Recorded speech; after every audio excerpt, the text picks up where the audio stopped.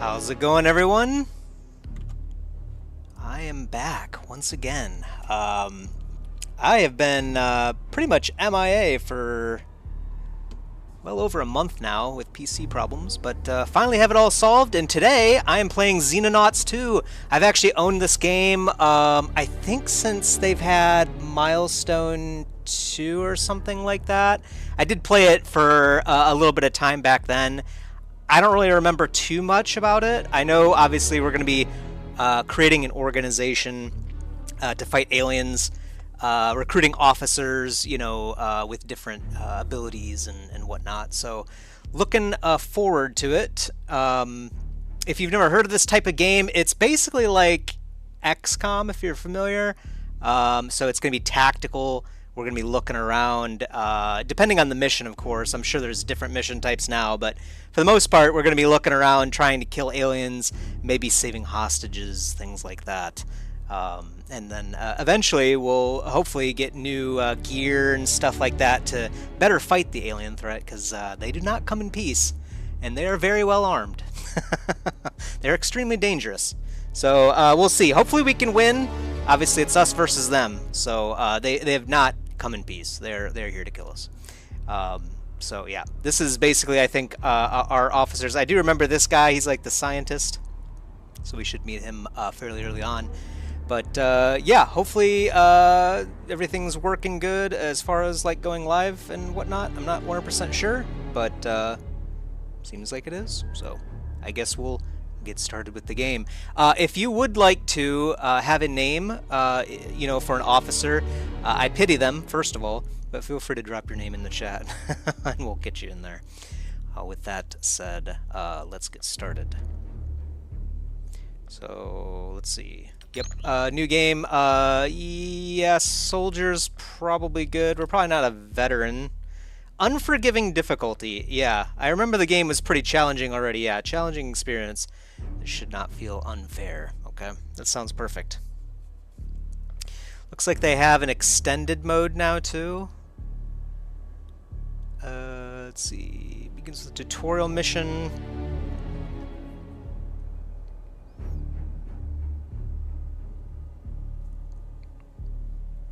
I recommend enabling it. I probably should do the tutorial just because it has been a while.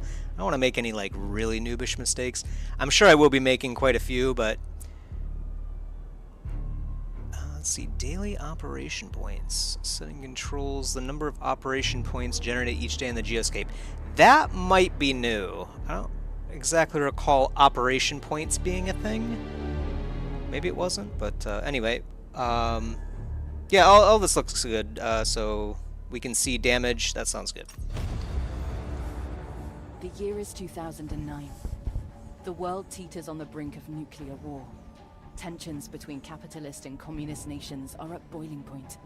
Every opportunity for peace has failed, as if an invisible hand inexorably steers humanity towards annihilation. We Xenonauts know the truth. The dark forces poisoning our politics are not human in origin, and we must protect our planet against this extraterrestrial threat however we can. After years spent gathering information on an enemy that few believe exists, we are finally ready to strike back. The war for our future begins now. So if you ask me, if they've been here for years, they probably would have already won, let's be honest. But we'll give them the pass, you know what I mean?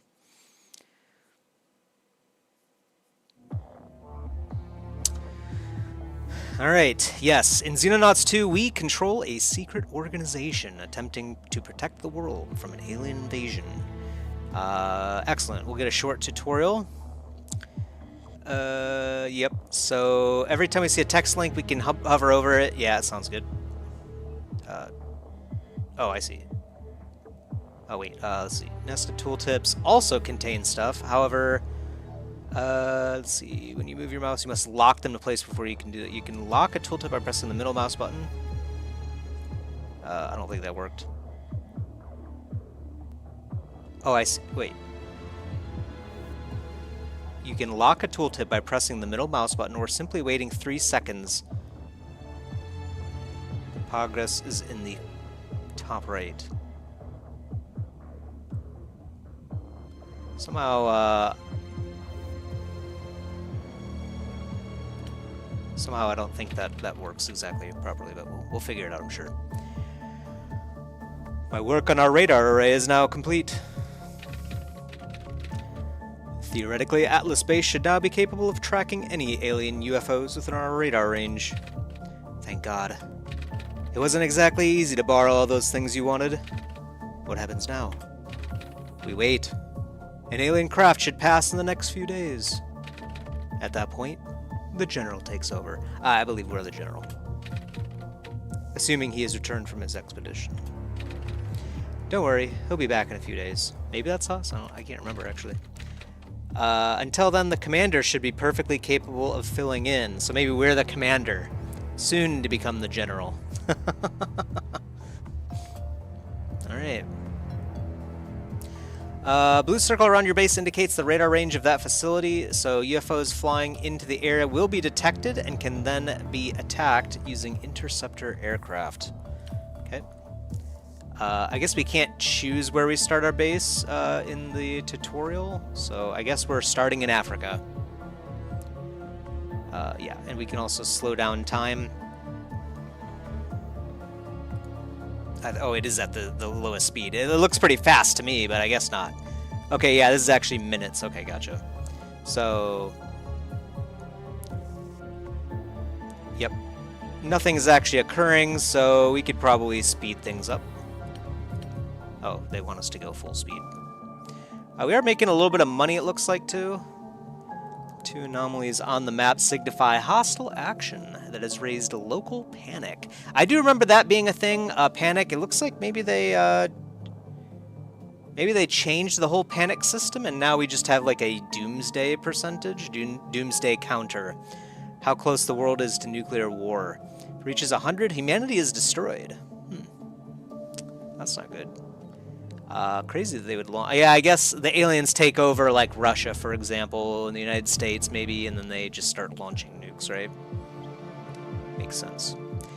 2 anomalies on the map signify the hostile action. They are not interactive, but may indicate the presence of a possibly hidden problem in the affected region. At the start of the game, these are usually generated by UFOs as they fly around.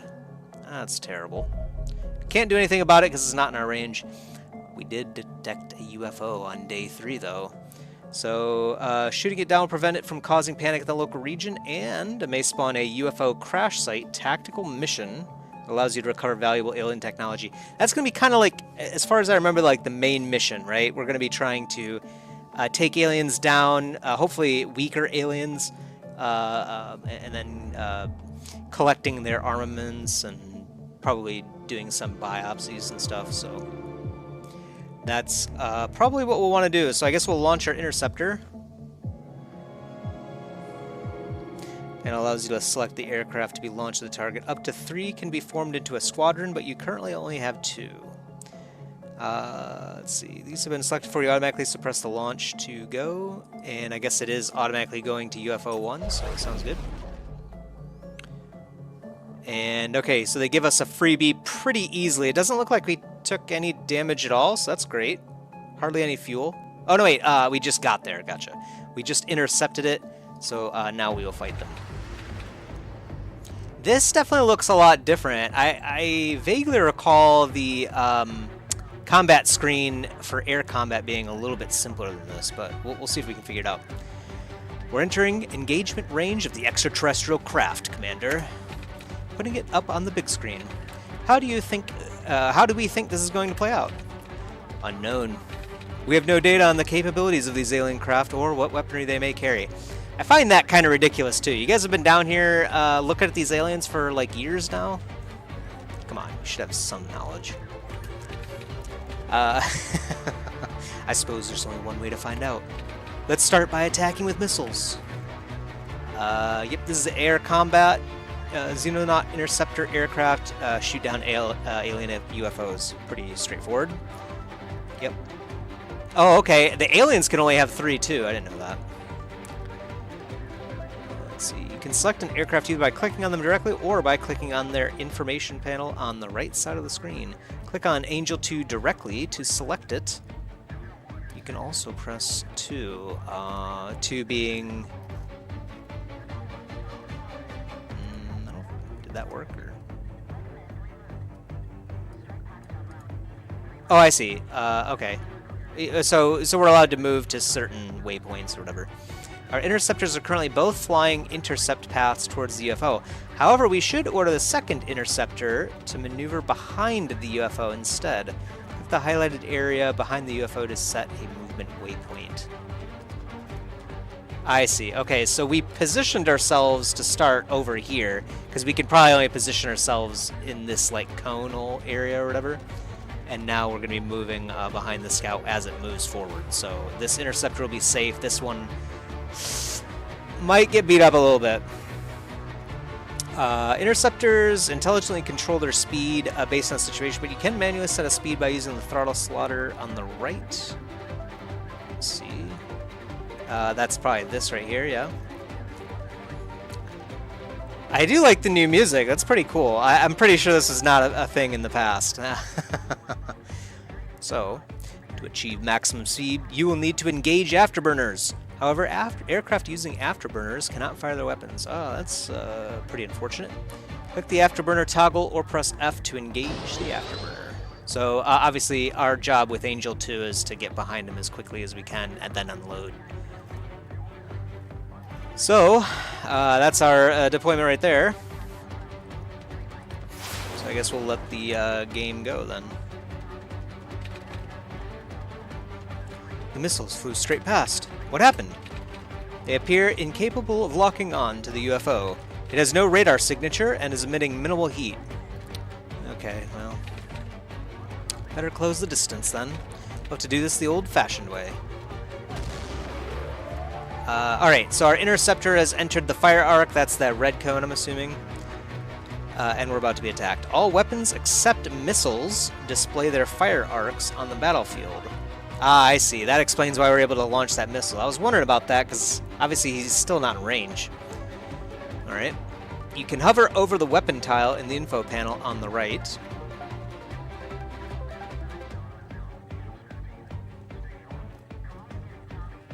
Weapons can be disabled and enabled by clicking their tile in the aircraft information panel. Disabling weapons can be useful in some situations. For example, if you do not wish to fire your missiles at the current target. Gotcha, yeah. So we probably should have saved our missiles, but that's okay. Enemy events only cause damage if the projectiles hit your interceptors. You can evade some projectiles simply by changing course, but others will require use of the evasive roll. Okay. So we have 2 different evasive rolls. We can go either direction. Evasive roll orders your aircraft to perform a barrel roll, allowing it to avoid incoming damage without changing orientation. However, units cannot attack while performing an evasive roll. Oh, that's pretty cool. Oh. Alright, well, we lost one already. It has not been permanently destroyed. It will require an overhaul before it can fly again. Will therefore take much longer to repair than an aircraft that finishes with battle health permitting. Thankfully, your remaining interceptors managed to maneuver into an advantageous position. Yeah, we're behind it now. Okay, so I guess... okay, so just by clicking the enemy aircraft while we have this aircraft enabled or selected, will cause it to begin targeting that immediately, and then we'll use afterburners to close in. Perfect.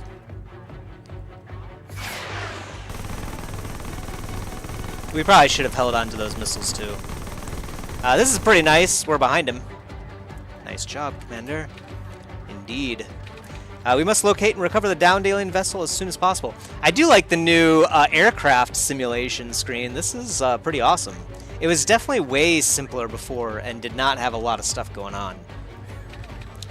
In the meantime, I'll see what I can learn from the telemetry. I may be able to enhance the survivability of our interceptors now that we have collected some basic data on the alien weapons. Unfortunately, we did end up losing one, but as it was a tutorial, I guess it was expected that we would lose one, so it is what it is, right? Accept the results. And we do have a tactical mission, I guess. So, a crashed UFO is likely to contain valuable alien technology and resources. Deploying a combat team to eliminate any surviving extraterrestrials at the crash site will allow recovery to begin. Okay, so we're going to be doing a crashed UFO mission in the desert biome. Oh, and I guess we could do this whenever, but might as well go now, right? Launch the combat team. Right, so in this game too, in addition to our interceptors, we also have like fleet carriers, if you will. I can't remember what the actual name for them is, but we actually have aircraft loaded with privates on them right now. Yeah, I do not know how to actually toggle the ability to keep this up, so I can't mouse over it while we're looking at it. But as you can see here, we do have 8 privates, 1 heavy guy, 1 sniper, 2 assaultmen, 4 riflemen. So we're going to send Skyhawk 1 in to the crash site. Oh, and yeah, that's right. Before we do any mission, we can also choose who we want to have come out with us. In the future, of course, we'll actually have a lot more people than just these 8.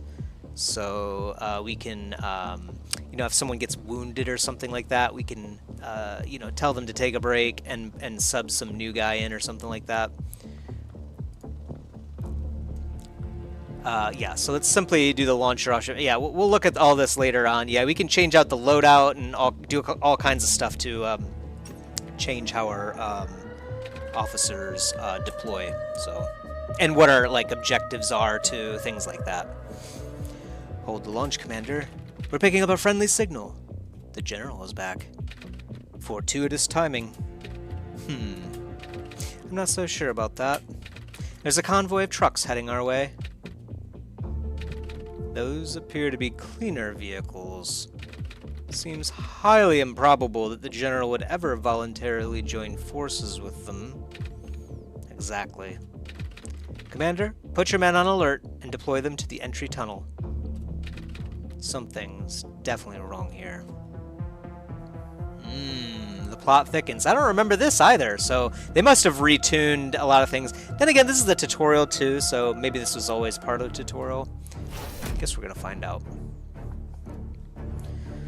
Alright. So I guess it's just this guy? No. There's gotta be more people, right?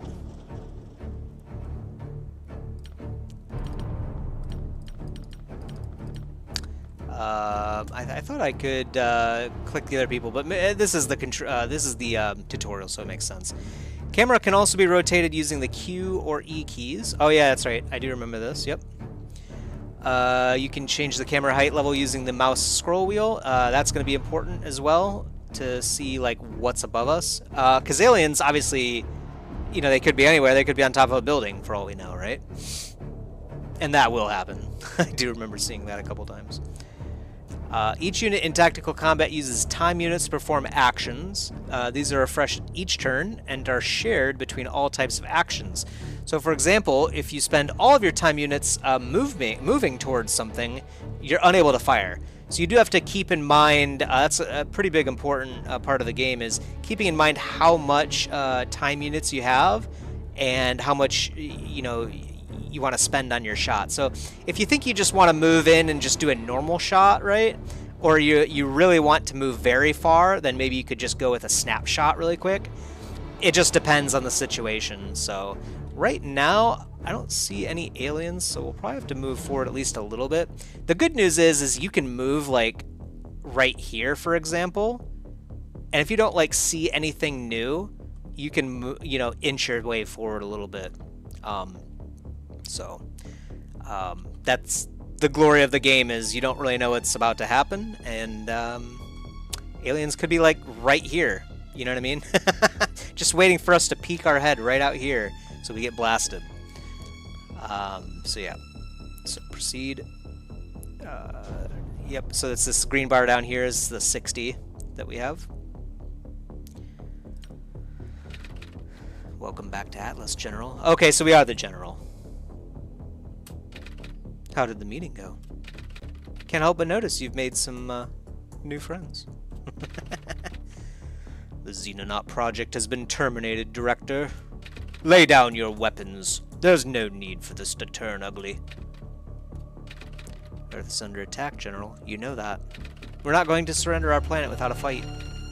Director, you're making a mistake. There is no extraterrestrial threat. Open the blast doors and surrender, or your people are going to get killed. No yeah, no threat, huh? Like the UFO we just shot down? What happened to you, General? Director, this isn't a discussion. I'm giving you 5 minutes to make a decision. You're outnumbered, and there's nowhere to run. Think carefully about your choice.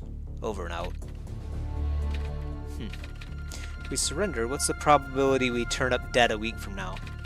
Based on everything we know about the cleaners? Approximately 100%. Yeah, that's what I figured too. Now seems like a good time to evacuate to the backup facility. The backup facility? I wasn't aware we had one. Nor was the General. Commander, we need your men to hold the tunnels while we get everyone aboard the helicopter. Buy us as much time as you can, but don't get yourself killed. Now the General's gone, we can't afford to lose you too.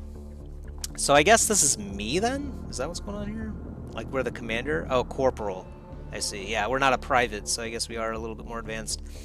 So you can plan the movement path by left-clicking anywhere on the battlefield. Yeah, so we can do that, and then we can see how many time units it's going to cost us.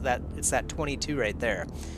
Oh no, that's how much we have remaining if we move to that location. So if we move here, for it'll cost us 38 time units, and we'll still be able to do a normal shot. So that's probably what the game is trying to get at, is like, make sure you move, of course, especially if you need to, but just leave yourself enough room to actually, you know, shoot, obviously, afterwards, because if there's something there, I mean, obviously you're going to want to shoot them before they shoot you, right?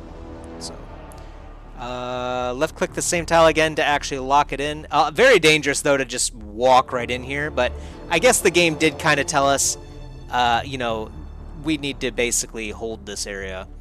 So, and they're going to be coming in through here, I believe. This looks like the edge of the map, I would imagine. So, you also need to rotate your soldiers. I can't remember how that's done. Yeah, 1 time unit for every 45 degrees of rotation. Rotate in this direction. Yeah, so it's just right click. That's what I was hoping for. And then we can also crouch with C. Obviously that makes it so that, you know, we have a little obstacle here. Reduces the chance that we'll be hit. Very good. We can also do, not focus mine, but I believe we can do like a readied shot, if I'm not mistaken. Maybe the game will tell us how to do that in a second. Nope, I guess not. I think there is some kind of way of doing like, basically like an Overwatch where we wait in a position and then fire on something as soon as it enters, right? But it doesn't look like we're going to be doing that yet. Ah, I see. These are the privates then, I guess?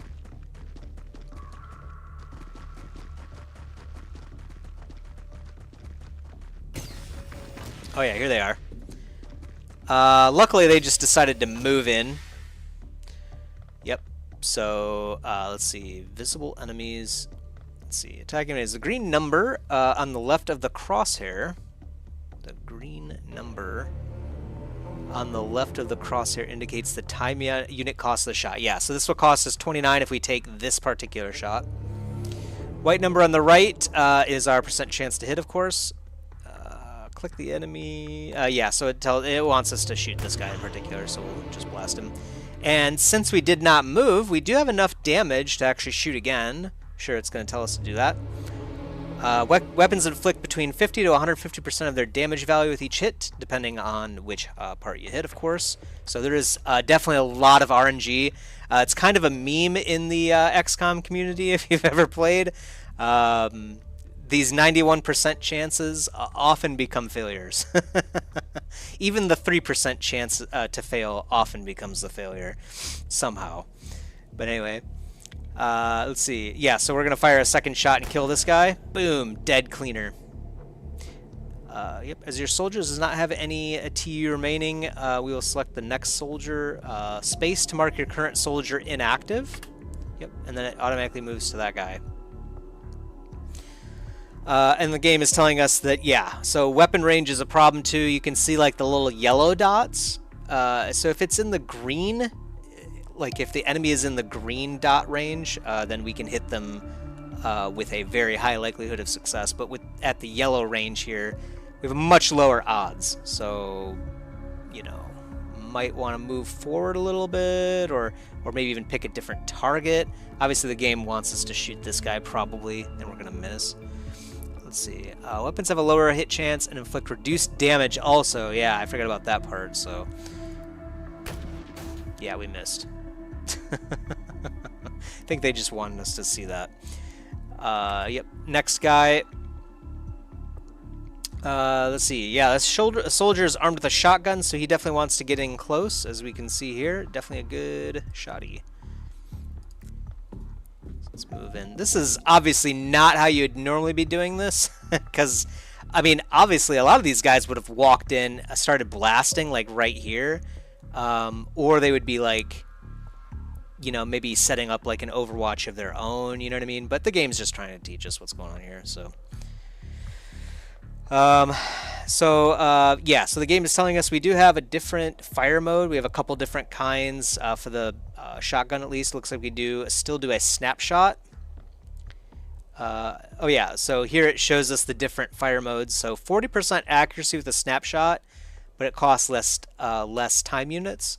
And then a normal shot has 74% accuracy for more time units, obviously. So better chance to hit, obviously better, but... we'll see what the game wants us to do. At this range, it would be preferable to fire 2 shots at lower accuracy due to the passive short-range hit chance bonus on this weapon. Ah, okay, I see. So easier to hit with a shotgun at short range because it's a shotgun, right? So I guess the game wants us to do 2 snapshots. Let's see. Oh, okay, I guess we can also just right-click. Does right-click move it back? I can't remember. Maybe it does. We'll probably have to get out of the tutorial to actually mess around with stuff. Although the shot had a high hit chance, your soldier still missed. So this tutorial appears to be extremely scripted. Bad luck will happen in this game, and part of the challenge is learning fast, learning how to best mitigate it when it does occur. In this case, yeah, just shoot him again. Okay, shotguns are nice for that, though. Thankfully your luck is better. Let's see, what is this one trying to do? This shot has a low hit chance because there's a large intervening cover object. Yeah, I think this one, or actually I think it's this one, right? It's probably this one. Full details on how the hit chance is calculated is shown at the bottom of the right of the screen. In this case, the crates are reducing it by 60%. Yeah, you can see in the middle there, the stack of crates is actually reducing the accuracy. We would have a 98% chance to hit if we didn't have those crates in the way. So, only the highest intervening cover value is used to reduce hit chance, and any cover or crouched units adjacent to the shooter are always ignored. Let me read that again. Any cover or crouched units adjacent to the shooter are always ignored. Okay, so it only takes the best bonus, or in our case, worst bonus for us. Most terrain in Xenonauts 2 is destructible, something that players can use to their advantage. Select the highlighted soldier by clicking on them. Oh, this one. Okay, gotcha. So we're going to have him shoot some stuff. Free fire allows soldiers to target anything they want. In this case, we can use it to destroy the intervening crates. Hold down Control, and then click on the crates. Nice. Okay. And now we can switch back to them. So that's a big part of this game, too, and what also makes it very fun is, like, okay, something just happened in a room. We need to react in a special way, right? Maybe we don't want to use the first guy that the game... you know, selected for us to use. So we can actually click around and say, hey, I want you to do this first. Like maybe it's our shield guy. I want the shield guy to move in and, you know, put up a wall between us and the bad guys. You know, all kinds of fun stuff like that. So, boom, headshot. maybe. All right, grenades. Yeah, grenades will be effective here. Click the button for the demolition charge. Yeah, that sounds pretty good. I think these things do cost money, if I'm not mistaken, but killing 3 people with a demolition charge sounds pretty good to me. Yeah, and you can also throw them over walls and cover objects, obviously, as well. So grenades are super nice. Obviously, you can't hold a whole lot of them because they start to weigh you down. But oh, okay, they want us to throw it here. I was gonna say, just throw it right on this guy. And now also that eliminated their cover. So we don't have enough time units to fire with our LMG because that costs 31 or 45. But we can switch to our pistol. And we could actually do 2 shots. So we could do both the snap and the normal shot. Let's see. So we'll first click on this guy, I guess. And we'll do a snapshot right here. Alright. I didn't even read that. I'm sure that's what it wanted us to do. Let's see. Okay, yeah, so we have a shotgun here, so we're going to move up and shoot him. Shot preview. Oh, yeah, that's right. You can do shot previews, too. Let's see. Yeah, so we hold down shift. Right. So you plot a course on the map. And, of course, that assumes you don't get interrupted by anything, by the way. But as long as you're able to go there, you will go there, and then you can fire. And if you hold down shift, it will show you what the chance to hit will be, and all the other stats from this side. I suppose it would just be the % chance to hit. So we'll move in. Let's see. Yeah. Let's just... Oh, that's right. Yes, and then you can left click on it to have them do the whole action. Right. Okay, it's coming to me.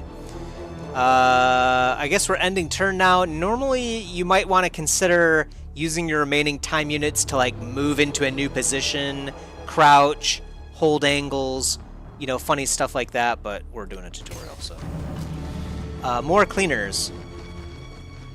All right. Well, that's unfortunate. The helicopter's airborne. You should be able to escape through the tunnels. Okay. Let's see. This guy? Wait. Which one?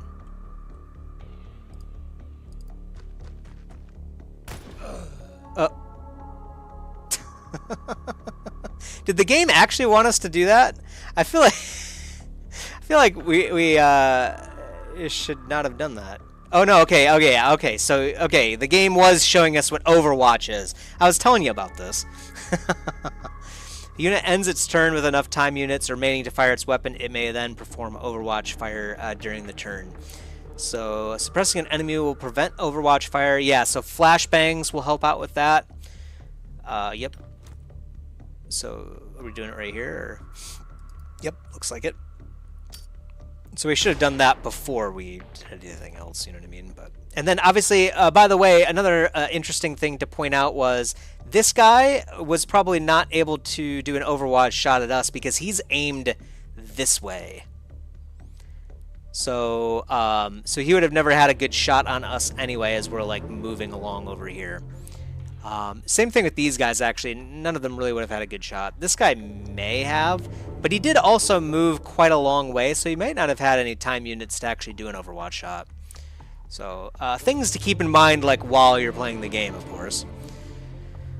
Let's see. Immediately removes all time units from a selected unit, which, of course, disables them from, you know, doing an Overwatch shot. Suppressed units are also easier to hit with melee weapons and will only recover 50% of their normal time units the following turn. Wow. Okay, I do not remember the 50% reduction. That's pretty nice. And we can also smoke as well. Yeah, to avoid Overwatch too. Yep. And very good also for moving into positions, I think. Alright, so I guess we'll fire a smoke grenade over here. Give us some cover. It looks like we stunned our own dude. Alright, move your soldier to the highlighted tile to complete the tutorial. Excellent. Once you're clear of the base, I'll transmit the coordinates for the backup facility. Ah, okay, so we lost our main facility in Africa, but now we can choose where we want to go. Not sure actually where we want to go. It said something about the full campaign. I didn't read that last part. Probably should have. My bad. I'm sure it wasn't that important.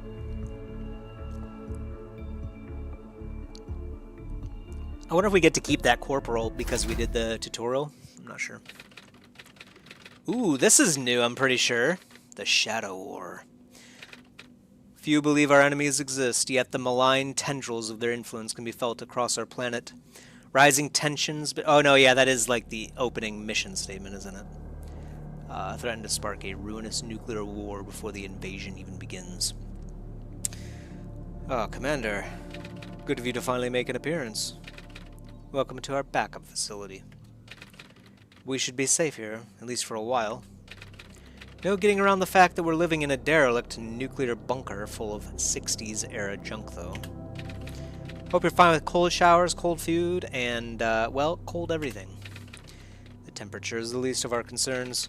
My work suggests we may have mere months before the aliens can launch a full-scale invasion. If we are to prepare, we must gather data on the alien forces scouting our planet.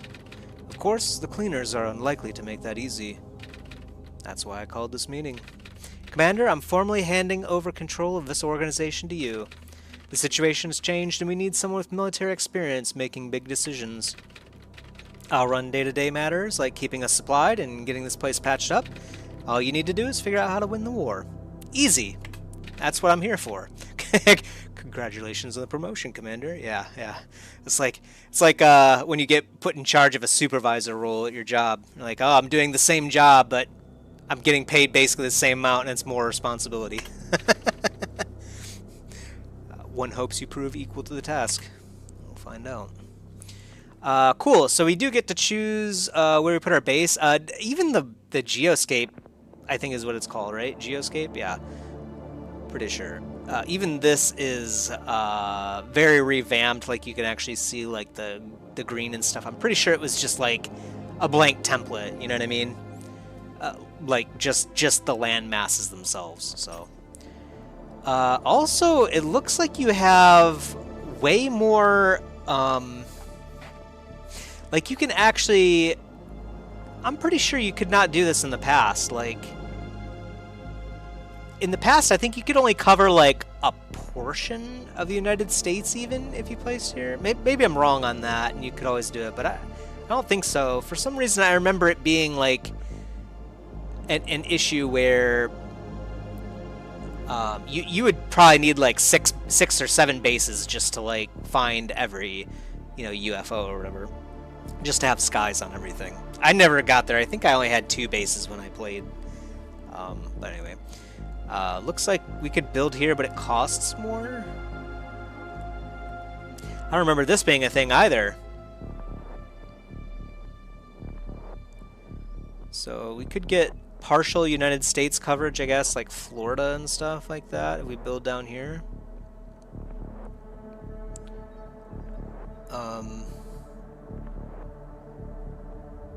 This seems like a decent spot, like little South America. 250,000 too. I don't know if we should go like heavy cost for our first base. I feel like we kind of want to conserve our money a bit for the first base. I mean, we could come out here to China for $1.25 million. And we could even go to Singapore for $1 million. Pretty sure that's Singapore, right? Indonesia, I mean, maybe. My geography is as bad as a typical American's, so.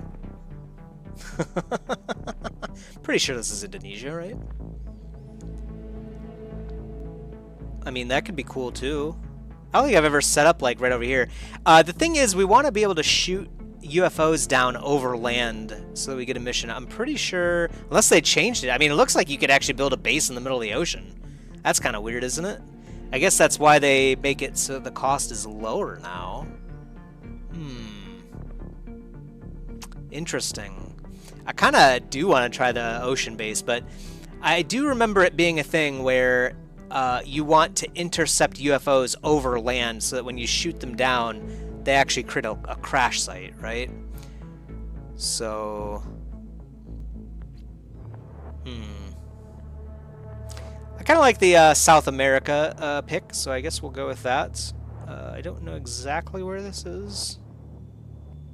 I'm trying to rack my brain. I'm pretty sure it's not Brazil. I mean, Brazil's over here. This is something else, like, I don't know, Chile maybe? I can't remember. So, anyway, this looks decent to me. Maybe we should go... I don't know what the different rings are, but we're just going to do this. Latin America base. Sure, let's just call it South America. It's probably a little bit better. Doomsday counter. Our objective is to prevent it from reaching 100. So I guess they collapsed. They used to have like a different panic number basically for every area. So maybe now that doesn't matter as much. So it used to be, like I said, you wanted to kind of get your presence into areas that had more panic than others to try to reduce the panic in that area. You know, shoot down UFOs and take out enemies in that area. For example, like if Russia started to get panicked, you would want to set up your next base over in Russia. Looks like that's been completely done away with. So the aliens are instead attempting to spark a nuclear war by raising tensions between our nations. We must prevent this counter from reaching 100. It looks like it goes up by 1, hopefully not every day. We'd be really screwed then. Allowing it to exceed 100 for more than 1 day will result in alien victory. Successful enemy activity on the geoscape increases the Doomsday counter. Okay, yeah, so they did collapse it into 1 counter. Total day. Yeah, so it goes up by 1 for every day. So we only have 70 days. That's kind of not good. Anyway, you can come into your base here, which is pretty cool. And this is like a mini game in and of itself because, as you can see here, we have like generators, which provides power. You actually, I believe, if I'm remembering right, you get like a bonus for putting like rooms next to each other. So if you have these 2 generators right here, they actually create more power than 2 individual generators, if that makes sense.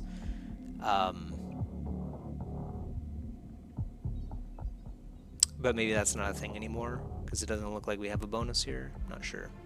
Thought there was something like that. Maybe I'm making it up. Or they changed it. Could be as well.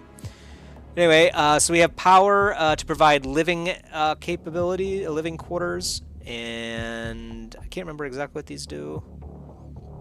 Yeah, we can get more soldiers, scientists, or engineers. Scientists allow us to do more research, and engineers allow us to build more products, including weapons that we have researched. So, very important to have both of those. And then, of course, soldiers, of course, right? Workshops is where we do the construction. Lab is where the science happens. I think typically what happened in the past is you would only have 1 laboratory base. Not sure if that's still a thing or whatnot, but... right, and we only have 2 hangars right now. This is where we store our aircraft. We'll have to build a 3rd one if we want to get another interceptor back. That might be the first thing we have to do. I don't know. I guess we're maybe not still in the tutorial anymore. So we're just going to have to choose what we do. Training capacity, yeah, it gives us a passive bonus basically to XP per day. I do remember that. So it doesn't look like we have a training facility right now. I think we might want to build one of those right now. Where do I want to build it? Probably like right up here, I would think. Right next to the radar array. Yeah, we probably don't want to put anything up here. I want to leave like the spaces over here because I'm pretty sure, yeah, it has a plus sign, right? So I'm pretty sure it gets like some kind of bonus. Maybe I'm just totally off base there, but we'll assume it does. So yeah, so training center is going to cost us 750,000. I think that's probably a good investment to start. And it'll be done in 20 days. That's like a third of our game. We'll also need a medical center.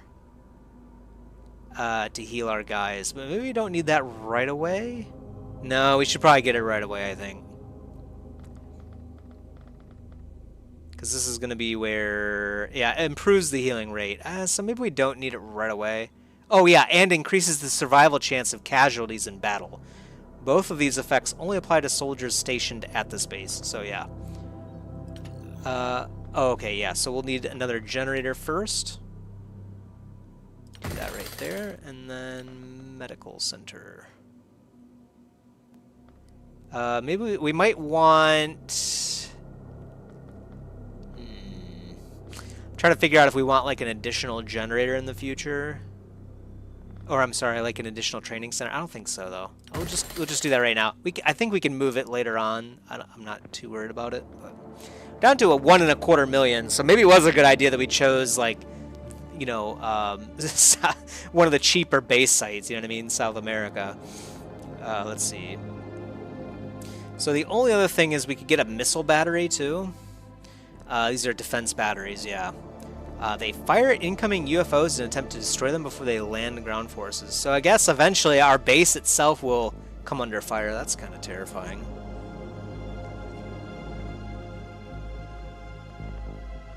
Kind of think we should have a... We can rotate this, right? Or no? Oh, okay. Scroll up. Okay, gotcha. So... Yeah, this only costs us 200,000. I think we'll do this as well. I might be spending too much money. I'm not sure. But all of these things are going to be things that we are going to want pretty early on, so I think that's a good idea. So here we have Doc himself. We're researching the cleaners in 11 hours. I guess we have no other projects, and I guess this is actually currently happening, right? Yeah, we can't cancel it, so, and it says it's current research, so I think it's working. I don't know if we have to hire a scientist or not, or if we get base science, so... Yep, here's the shop, so we can build new aircraft here, of course, and then all the other equipment and stuff. Looks like we only have aircraft right now. I wonder if the game is going to give us back our Angel Interceptor. We might have to build a new one ourselves. No engineering is currently selected. We don't have an empty hangar, so we can't do that right now. The cool part about hiring engineers is that I'm pretty sure, yeah, the more engineers you have, the more money you get per hour if you're not doing anything. So we may want to hire a few of them right now. Let's look around, though. Okay, so we have 12 officers currently. Some of these guys have very low HP. That's not a good thing. So, strength is our carrying capacity. 10 progress points for every 1 time unit spent on movement when carrying over 80% of their maximum carrying capacity. I see. So you level up your strength if you have more than 80% of your carrying capacity. This is, I'm pretty sure, good for, like, heavies. Like the shield, or I'm sorry, the shield guys, and I guess maybe even the heavies too. Heavies are, I think, yeah, the guys that have, or the ladies, I'm sorry, the ladies that bring the big guns. Reflexes is, I'm pretty sure, our ability to dodge too, isn't it? Reaction fire, also known as Overwatch fire, occurs. I see, yeah, just period hit chance. Oh, only for reaction fire. Reaction fire hit chance only. Okay. Less likely to trigger reaction fire than units with lower reflexes. Yeah, okay.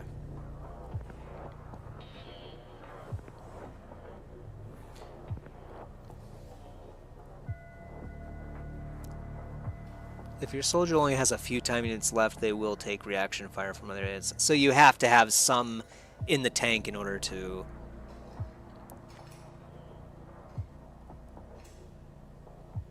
do your own reaction fire, I guess. Bravery, believe it or not, some of these guys are gonna want to run away from the fight. I don't know, man. You signed up to fight aliens. I really don't think you would be running from a fight, but they do it. Oh, and then also I guess it defends against psionic attacks. Ooh, yeah, I'm not sure I wanted to read that part. Psionic effects are, attacks are not that good. Yeah, so we'll just pretend we didn't read that. Obviously, accuracy, pretty straightforward. Soldiers with low accuracy can still be used with shotguns. Like this guy. So this guy should be a shotgunner, not a... he has low bravery, too. This guy is not a very good officer. He's going to run away immediately. But anyway. Time units is pretty self-explanatory, as is HP, too. So normally what I like to do is have... With HP, I like to use... like low HP, I like to use snipers. So I would usually change that out to a snipe. So yeah, so maybe we should do... This guy's got low strength too, so... He might not want to be a rifleman as well, because riflemen might have to like pick things up in the battle too. And oftentimes with riflemen, you may actually want to... carry like explosives and whatnot too, and it makes that very hard. So you really do kind of want strength for those guys. So I guess this guy's a good sniper. Maybe we don't need this many riflemen though in general. So I'm thinking about making this... Oh, this guy's got bad accuracy, but his strength is decent. So I think this guy should be a shield guy. Because we don't want him to shoot at all. We just want him to hold a shield. He's going to run away immediately, though. Oh, man. I don't know. This guy, he's not going to be long for this world. I'm just telling you guys right now. Not good. Okay, so this... well, she's got a good... She's actually just a good all-around soldier, actually. Salt is the shotgun people... No, we don't want a shotgun here. She's got great accuracy. I was considering making her like a... I mean, she does have lower-ish HP. So she could be a pretty good sniper. I think we'll do that for now. And then... let's see. I think we'll do another grenadier. Because these guys don't need very good accuracy. These guys fire grenades using a launcher. That's what the first weapon is. You can see on the left-hand side what their main weapons, or their standard weapon loadout is. And you can change those too, of course. But for the most part, you want to stick to the general archetype, so it's easier for you to remember. Grenadiers are good for just hucking grenades. You know what I mean? And that's also good because they're not going to be the ones to like go into like some crazy position, right? Especially with this HP. This guy probably won't last long either. Same thing with Dennis here. I don't know. These three guys are definitely the rookies. I can see why we put these eight on the Skyhawk. These guys are the bums. This lady's pretty good. She's actually probably one of our best, actually. So. Alright, that's enough of that. Yeah, we don't have training capacity yet. We will soon. We will have items in the future, which we can sell, manage. We can also change our loadouts right here. And here we have our aircraft, which we only have Angel 1 right now. Click the grid column headers to sort the soldiers by that attribute. Oh, yeah. So it's telling us from back there. The assignments panel in the bottom left allows you to manage the combat team in the dropship. Oh, yeah, right here. So, right? Yeah. So, I'm pretty sure we would just, like, I don't know, like, yeah, drop him out. Yeah. And then we can put him back in. Can't remember who it was. Definitely not that guy. It's that guy. Alright. So we'll probably leave what we have right here to start. 2 assaults, maybe too much. I don't know. The shotguns are kind of iffy. They can be really good if you get them into a good spot, but I tend to like the riflemen's pretty good because they're just all around useful in like every situation, right? Soldiers only claim equipment from the base stores when assigned to a dropship, so unassigned soldiers instead have a planned loadout. This means soldiers will automatically unequip all of their items when removed from the dropship, e.g. if they're wounded, but will still remember their loadout and try to re-equip it should they return. If you don't have enough items in the stores to fill the planned loadout when assigning a soldier, any missing items will be removed from the loadout. So yeah, good idea before you go on any mission is just make sure they have all of the gear that you expect, and you know, you may have to put in like alternate gear and whatnot temporarily or something, or for the next mission at least. You can also, by the way, add additional ammo. So right now we have basic pistol ammo. We could actually add another mag right here. However, as you can see here, we actually have a time unit penalty because we're actually over our carry weight with this guy. The shield is heavy, as is the tactical armor. All of these things are heavy, and we're holding on to a demolition charge for good measure. So you can actually disable or enable the heavy armor right there. Most of our I guess the assault guys do have heavy armor too. It's good to know. So they'll be going in face first as well. These guys don't though. So we want to be a little bit more careful with our riflemen's. And then there's an encyclopedia. So I guess we'll let the game run a little bit. Pretty cool that you can go left to right and it just pans as if nothing, like you're actually like scoping around the whole planet, you know what I mean? Just goes around the globe. You heard it here first, guys. The Earth is flat. That's all it is right there. You can just go left to right indefinitely. I guess let's speed up the game like it told us to do in the tutorial. I don't think anything's going to happen right away. We may want to hire some of those engineers. Are we able to recruit soldiers? Oh yeah. Okay, so we can recruit some soldiers right now. Look at this. These guys are like already way better. Oh my gosh, look at Carter Roberts here, man. We only have 22 living capacity, though.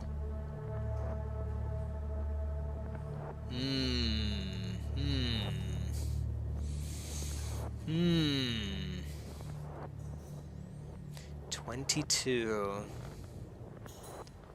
How much would it be to add more living quarters? 250,000? Probably a good idea, maybe even to get 2 of these. We'll definitely do 1 for now. And then if we hire an engineer, I wonder how much extra cash that creates for us. Nah, I mean, we do have quite a few soldiers right now. It's not like we need additional guys, but like some of these guys are really good. Like Carter Roberts here is insane. I really like this guy. And actually, even the low accuracy guys can be really good, too, for shotgun purposes.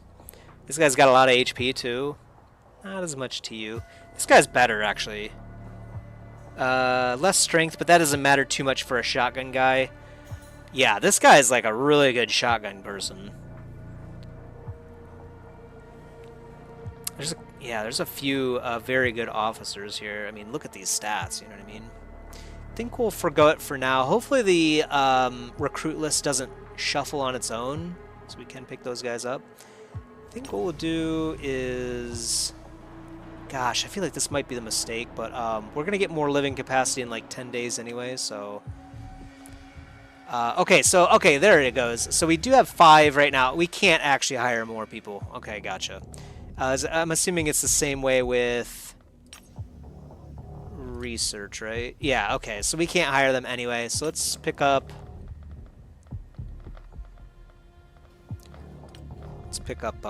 Carter Roberts and Alvaro Santos. Reminder, if you do want to be a guy in here, let me know and I can get you in. Okay, it takes them a day to get here, that's fine. I'm pretty sure we can change these names. Maybe. Manage soldiers? Oh, maybe we can't change their name. I might have thought I could do that, and I could not.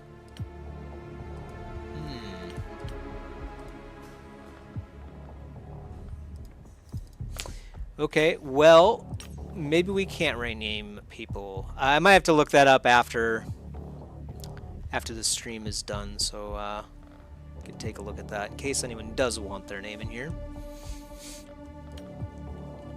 I'm pretty sure I did that when I last played, but man, maybe I'm mistaken.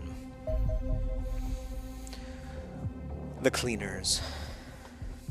Although the unknown extraterrestrial forces scouting our planet remain the ultimate threat to humanity, their work has been assisted by a mysterious human organization known informally as the Cleaners. We know little about the Cleaners beyond the fact that they invariably appear within a few hours of suspected alien activity, forcibly taking any eyewitnesses into custody and erasing all evidence that might hint at an extraterrestrial presence. Seriously, people haven't, like, spotted these UFOs flying overhead? Man, I don't know. This is very fishy. Maybe.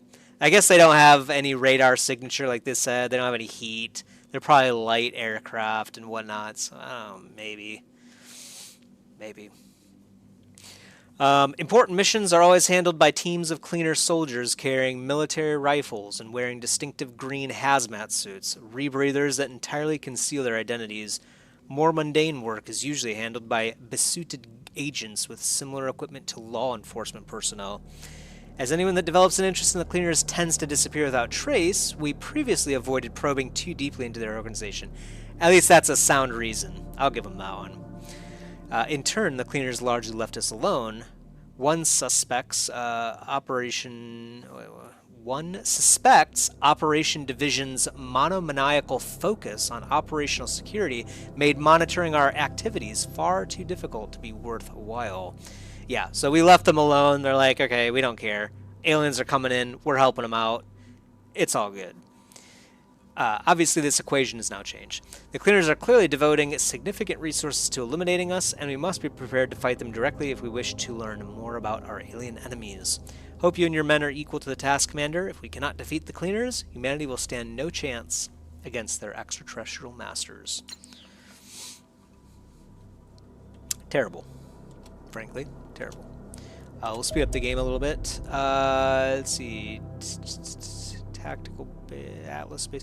We must regain control of Atlas base for long enough to destroy any remaining equipment that our enemies could use to monitor our covert activities. So it looks like we're going to go in and kill some Cleaners, I guess, at our old base. Has it only been like a few days? It's kind of weird. Maybe not even a day. Oh, we got to go in there now. Yeah, time remaining 3 days. We gotta do this.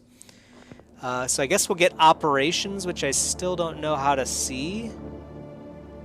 But I guess we have operations points somewhere. Figure that out.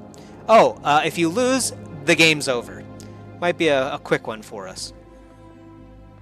Alright, well, we don't really have any choice, so let's launch the Skyhawk in to, yeah, Atlas base. Go. We'll leave everyone at their defaults. I think that's fine. Later on, we'll probably want to add some stuff. You know, because obviously you want to make sure that people have a loadout of at least 80% so they can get stronger, of course, like we read about. And of course, it's just a good idea to have more options, you know what I mean? More explosives, number one, flashbangs, smokes. It's all very good stuff. Can't remember if we do have to buy those back, though, or not. Speed this up. We've reached Atlas base. Let's do the battle. Alright, our organization was unable to destroy our encrypted command systems during the hurried evacuation of Atlas base. We cannot risk our enemies gaining access to the valuable data within. The Cleaner assault teams now appear to have departed the facility, leaving only a handful of enemy agents behind. Eliminate them so we can complete our mission. Doesn't that mean then that they already got what they wanted? Or maybe they were just trying to kill us all. Maybe that's what it was. Anyway. Commander, this is a critically important mission. We left a lot of important things behind when we evacuated Atlas, including several years of research data. You need to clear the facility of hostiles so we can search through it and destroy anything that might let our enemies monitor us. And recover my research data. Yeah. Look, I can't risk contacting our agents until I know our communications network is secure. The cleaners have withdrawn their assault force and sent in a team of analysts. Ah, okay, that makes sense. So hopefully this won't be too hard. Oh, and if you happen to run into the general, this isn't the time for sentimentality. Fair enough. Alright, yeah, so units in adjacent tiles can manually open or close a door. It costs 4 units, time units to open a door, so we have to do that. Man, which way do we go? And we probably want to open the door first with our shield guy. So in case someone is like sitting right here just waiting to fire on someone opening a door here, you know, probably a good idea to do that. And then we could crouch if we were really sure someone was there. I think I'm going to skip that for now. We're just going to open the door. Okay. I don't see anyone. So then you can right-click to just look over here. Sometimes aliens will hide in this corner. So I looked over here just to make sure that this side was clear, and I'm going to... I don't think I need to do the same. I think they would have already fired on me if they had the opportunity here. So I'm just going to move this way. It looks like this is probably the wall, so I don't need to look at that. But that's going to be kind of how we try to approach every room here. Carefully. This is an assault guy, so I'm going to move in over here. We have 30 units, so if I open the door, I can still take a normal shot. I'm going to do that. Do we want to move forward more is the question.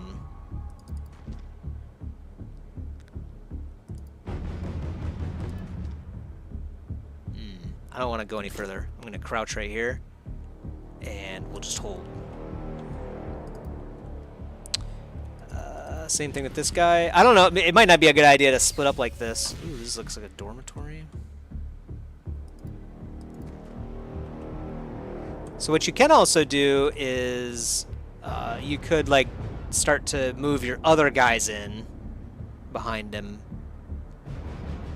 But I don't think we need to do that right now. Like if we decide to, like if we see someone right away here, we can just stop with this guy and have like these other guys like swarm in and just start shooting, right? So, oh man, this is a big room. I don't know about that. I'm gonna risk it for the biscuit. Oh, yep. Enemy spotted. Alright, so we can do a snapshot. We don't have a high chance to hit. We might end up destroying this bed though. Ooh, we actually did get him.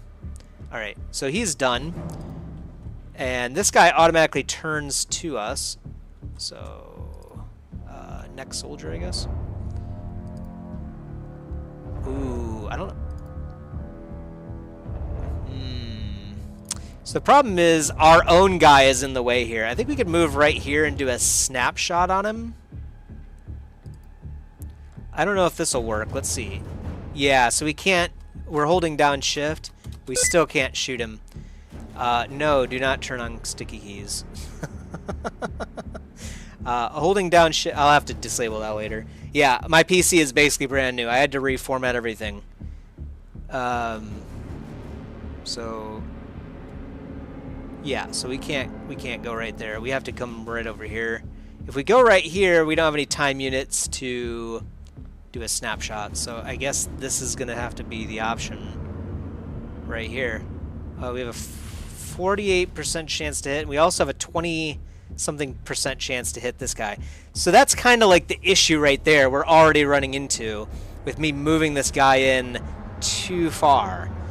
We could have held our position right here, or right here even, and just like moved our guys in like right here to like watch over the area, see if anyone moves, you know what I mean?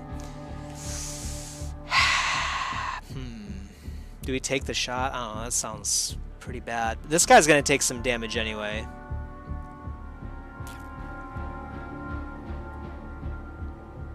You know what? Let's take the shot, I think. Oh yeah, I have to change to snapshot. Oh, we only have a 27% chance to hit the snapshot. Yeah, it's probably not going to work out too well for us. And these guys don't have... She has more time units, but she's further away. So yeah, it's the same no matter what. Ooh. No, you could shoot like a pistol shot. Yeah, it's... Well, I guess you can do a pistol shot right here. That's still only 26%. Alright. It looks like we're already in for some pain. There's no way around it. Do I want to move her in here, though? I think we're just going to move this guy in. Yeah. We'll just take the shot, see what happens. What? Did I... I think I canceled it. Ah! So he had his Overwatch set up. Okay, we missed. Tragic. Tragic. So we're taking even more damage than we would have. It's been a while. I'm trying to get back into it. And I accidentally turned there too, so I'm just making all kinds of mistakes. Okay. Might be a good idea to do a smoke right here. But let's take a shot first. And we can actually smoke with one of these guys. Let's see. This guy's behind cover, so there's no way we can really hit him either. How do we want to move in here? Could move like right here and then do a snapshot.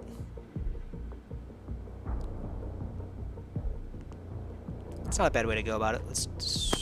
Oh, we got hit. Oh, okay. And we miss. No! Okay, well, these guys have already taken their shots, so... Oh, it's a sniper, actually. Hold on. 58. 58. Okay, so no matter what, it's 58% chance to hit. So let's just take the shot from right here. Nice. And let's try to get this guy...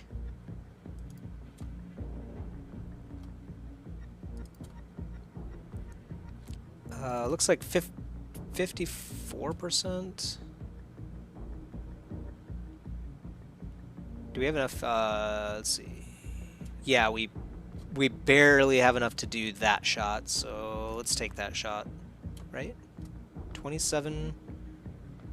Am I bad at math? 40, 53. Yeah, we should have enough to do that. Why is it not letting me do that? Aimed shot. Maybe we can't do... Actually, I'm not even familiar with the aim shot now that I think about it. I don't think this is a thing before.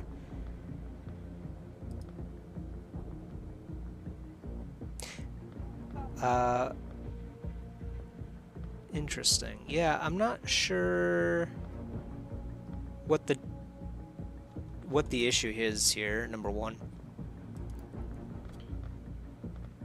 There's something preventing me from doing that. I'm not sure what it is, so let's just come over here, I think,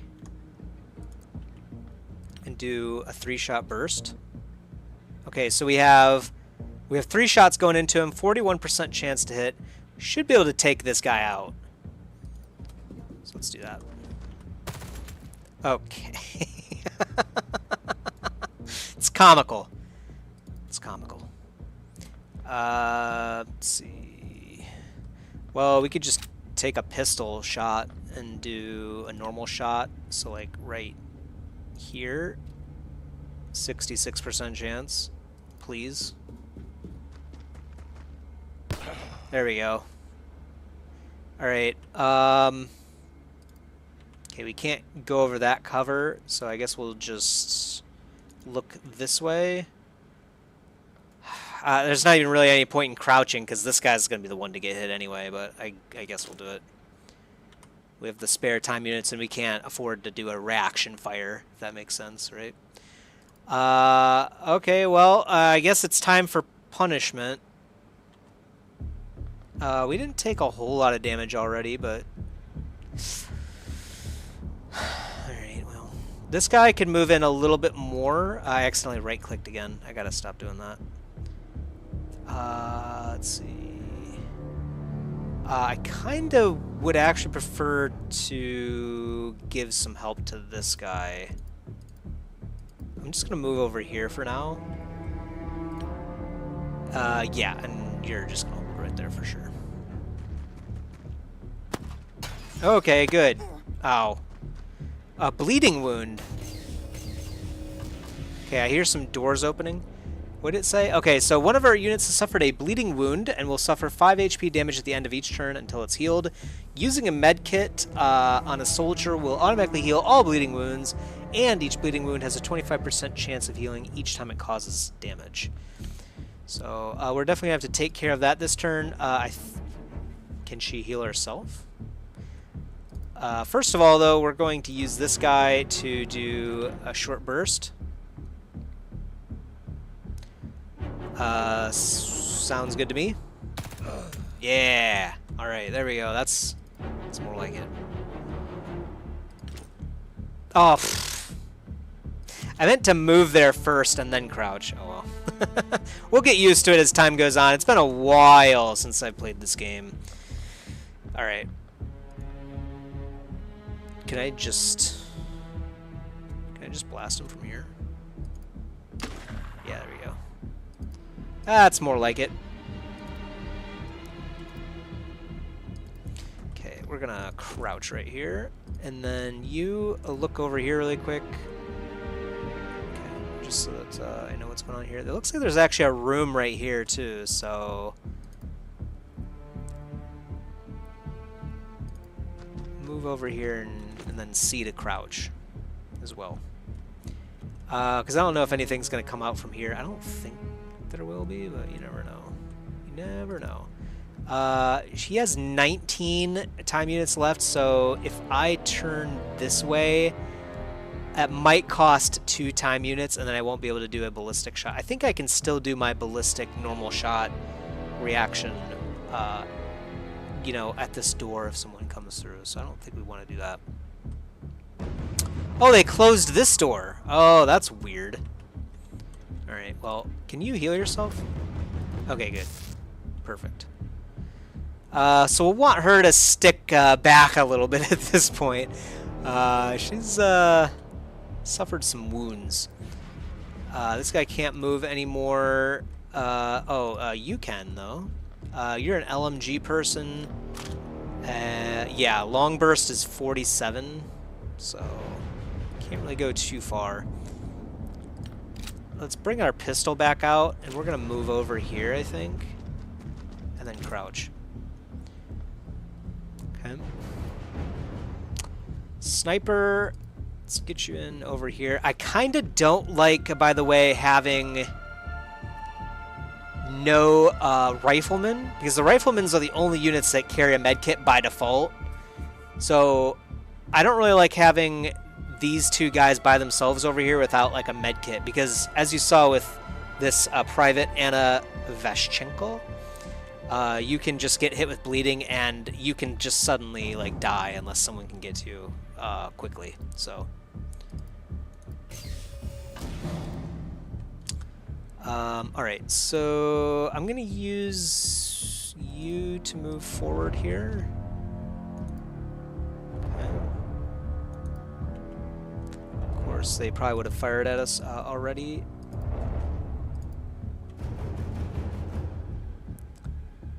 Okay, so I think I could move here and still have a shotgun. Okay, I'm gonna move here actually. Crouch, and I still have a shotgun shot. So we'll just hold this door. Do I want to go in here with the shield guy? I don't know. I kind of just want to hold this room as well, to be honest. let's do this. Okay, so could I close this door, actually? Wait, can I shoot? Wait, I might be able to shoot and then close the door. Oh, this is gonna be great. Oh, no, I can't! Oh, God. Run away? Oh, nice. Crouch. Okay, so I can't do a reflex shot, but they also don't know where I am anymore, I believe. Yeah, they shouldn't be able to see where I'm at anymore. So, okay, cool. Well, I'm glad I did that, I think. We'll find out, I guess, next turn. Man, I kind of want to move forward now, but they might... Since they can't see this guy anymore, they might choose to come through here now? I don't know. No, I think we'll stick with our plan. We'll just end our turn. Okay, perfect. Yeah, perfect. Oh, he's got a bleeding wound too, so... let's just do... What's the accuracy on a snapshot really quick? Okay, let's just do a normal shot, let's be honest here.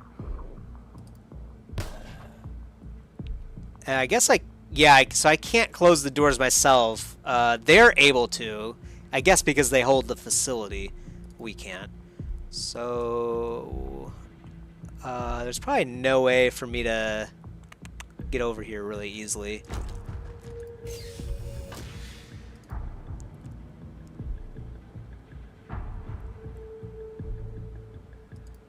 What would be... yeah, so there's like no way. What if I do like 32? Oh, that's not bad. 32 by 3. 36 by 3. We could just go all in. This is a sniper too, so we have decent odds of just taking this guy out.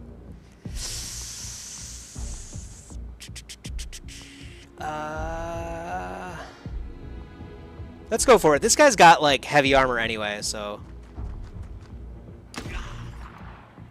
Oh, what is this thing about to blow up or something? That's kind of cool.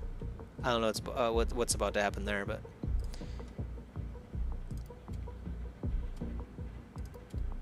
Can we get a shot off here somewhere? Right here. Scoped shot. So yeah, we would have 31 right here. So this is the only spot we could take a shot at. We might be able to dome him though. 58% chance isn't bad. Hey, let's go. All right. So this unit, let's head over here first. Oh, okay, that's a wall. Interesting. So it's just, I guess it's just a pillar. Okay, that makes sense. I guess I probably should have deduced that myself, but it is what it is.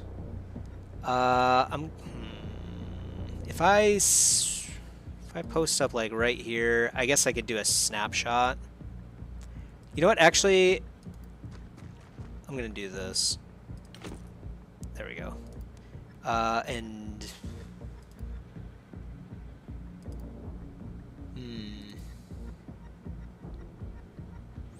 I feel like I'm kind of wasting my time here. Maybe I should just like walk right up here. This would mean I would still get a normal shot, actually. This would too. You know what? So I could come over here actually and do even like an aimed shot. Yeah, I'm gonna do this actually. Yeah, there we go. So I still have plenty of timed units, so I can take out anything that comes out through this room, which probably does have some enemy units in it. All right, medkit guy.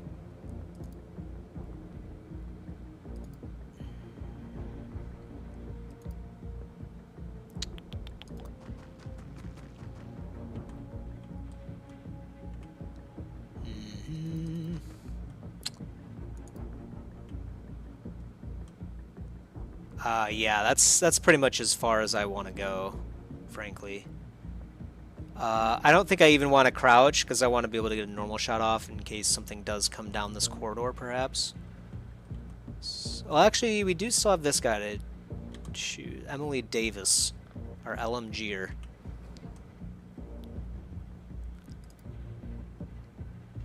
Man, I really hate peeking corners in this game. It's so brutal.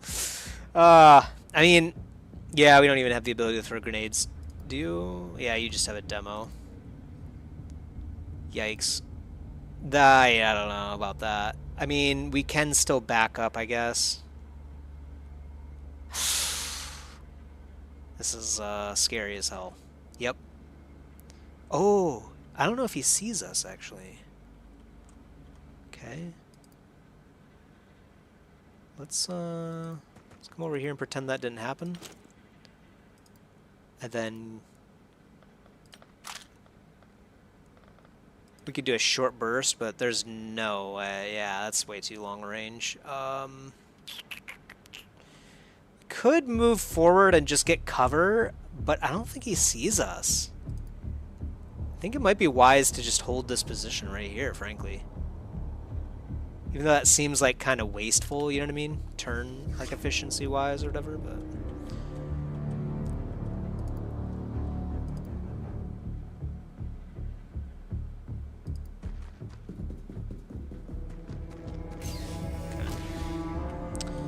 I think I like where I'm at right now.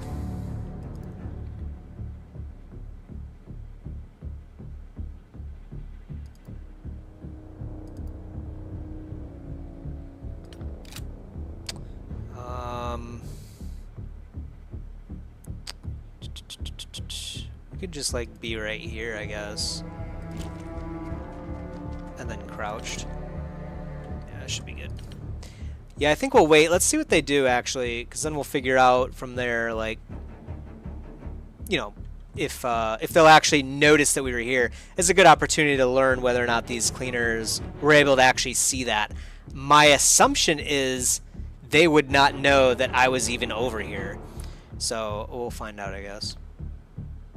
Yeah, that doesn't look like they did. So, yeah, this guy just walks up, takes a quick shot against my shield, totally misses anyway. Life is going to end pretty quickly for you, my dude. It's not going to work out well for you. In fact, let's come over here and take a shot. Yeah, that's pretty much what happens if you walk up to a shotgun guy and you're unprepared. So you will move forward here. I don't think you're able to open a door. Nope, not enough. But we'll get basically everyone else in position. And we already know pretty much there's no one else in this hallway, right? Yeah. Cool. This kind of looks like where the final boss is. We should clear this first before we do anything else, though. So, let's see. You can still move forward a bit. Have you go right there, I suppose. Just kind of move people forward. We know that this whole area is clear. Very important in this game to make sure that you fully clear like areas, because sometimes people are just wandering around, and you could just get shot in the back just randomly. Right after you open a door, for example. It's pretty terrible.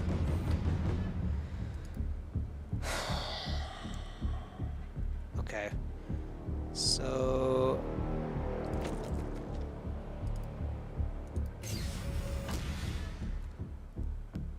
okay, this looks like some kind of armory.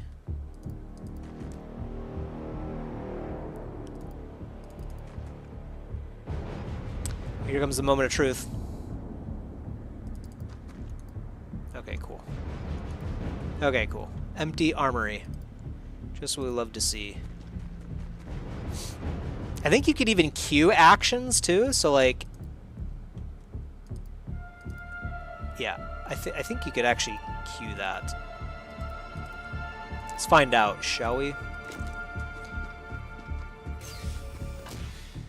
Maybe it won't, I'm not sure.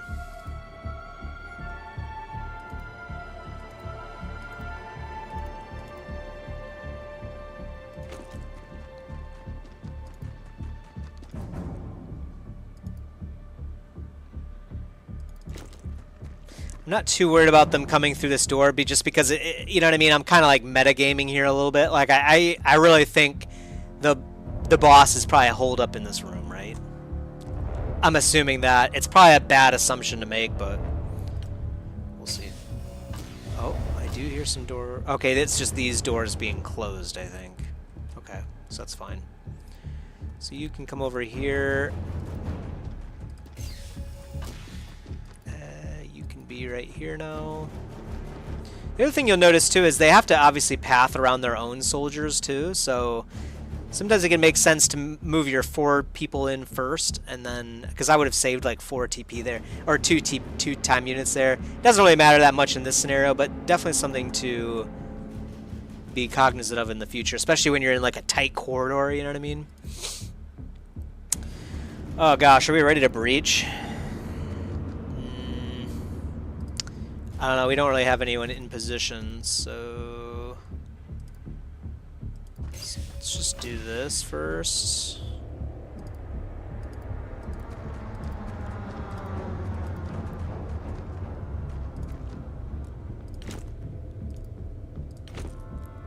I really think like they're in here, you know what I mean? I really do. So we'll wait one more turn. I don't think we have any mission. Yeah, it doesn't look like we have any like turn count conditions or anything like that. So I'm completely fine to take it easy and make sure that we are safe here. Definitely don't want to lose a soldier already, you know what I mean? Alright, here we go. Yep, sure enough. You! I recognize you, all of you.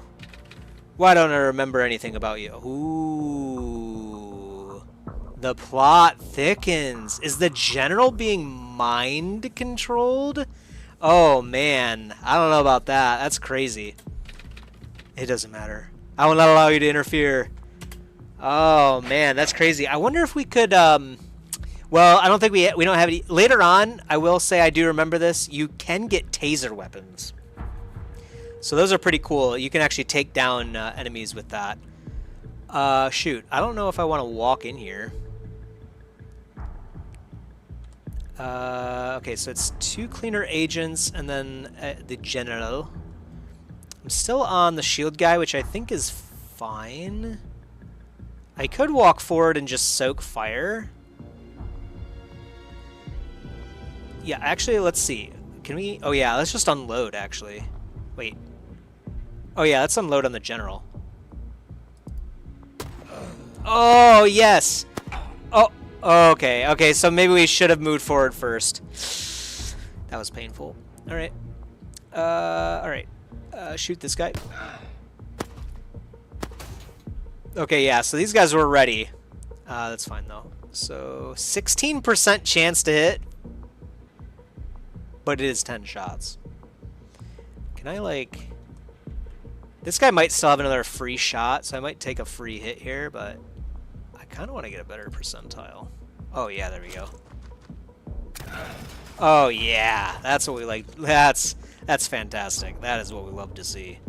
Alright. This guy doesn't have any time slots left, so let's just walk up and shoot him in the face.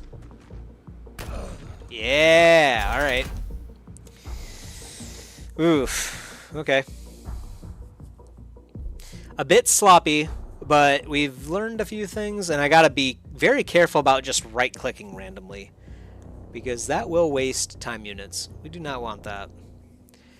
So, this is why right here. So you get... Oh, we did get the General's Corpse, too. Some cleaner corpses, cleaner subs, SMGs.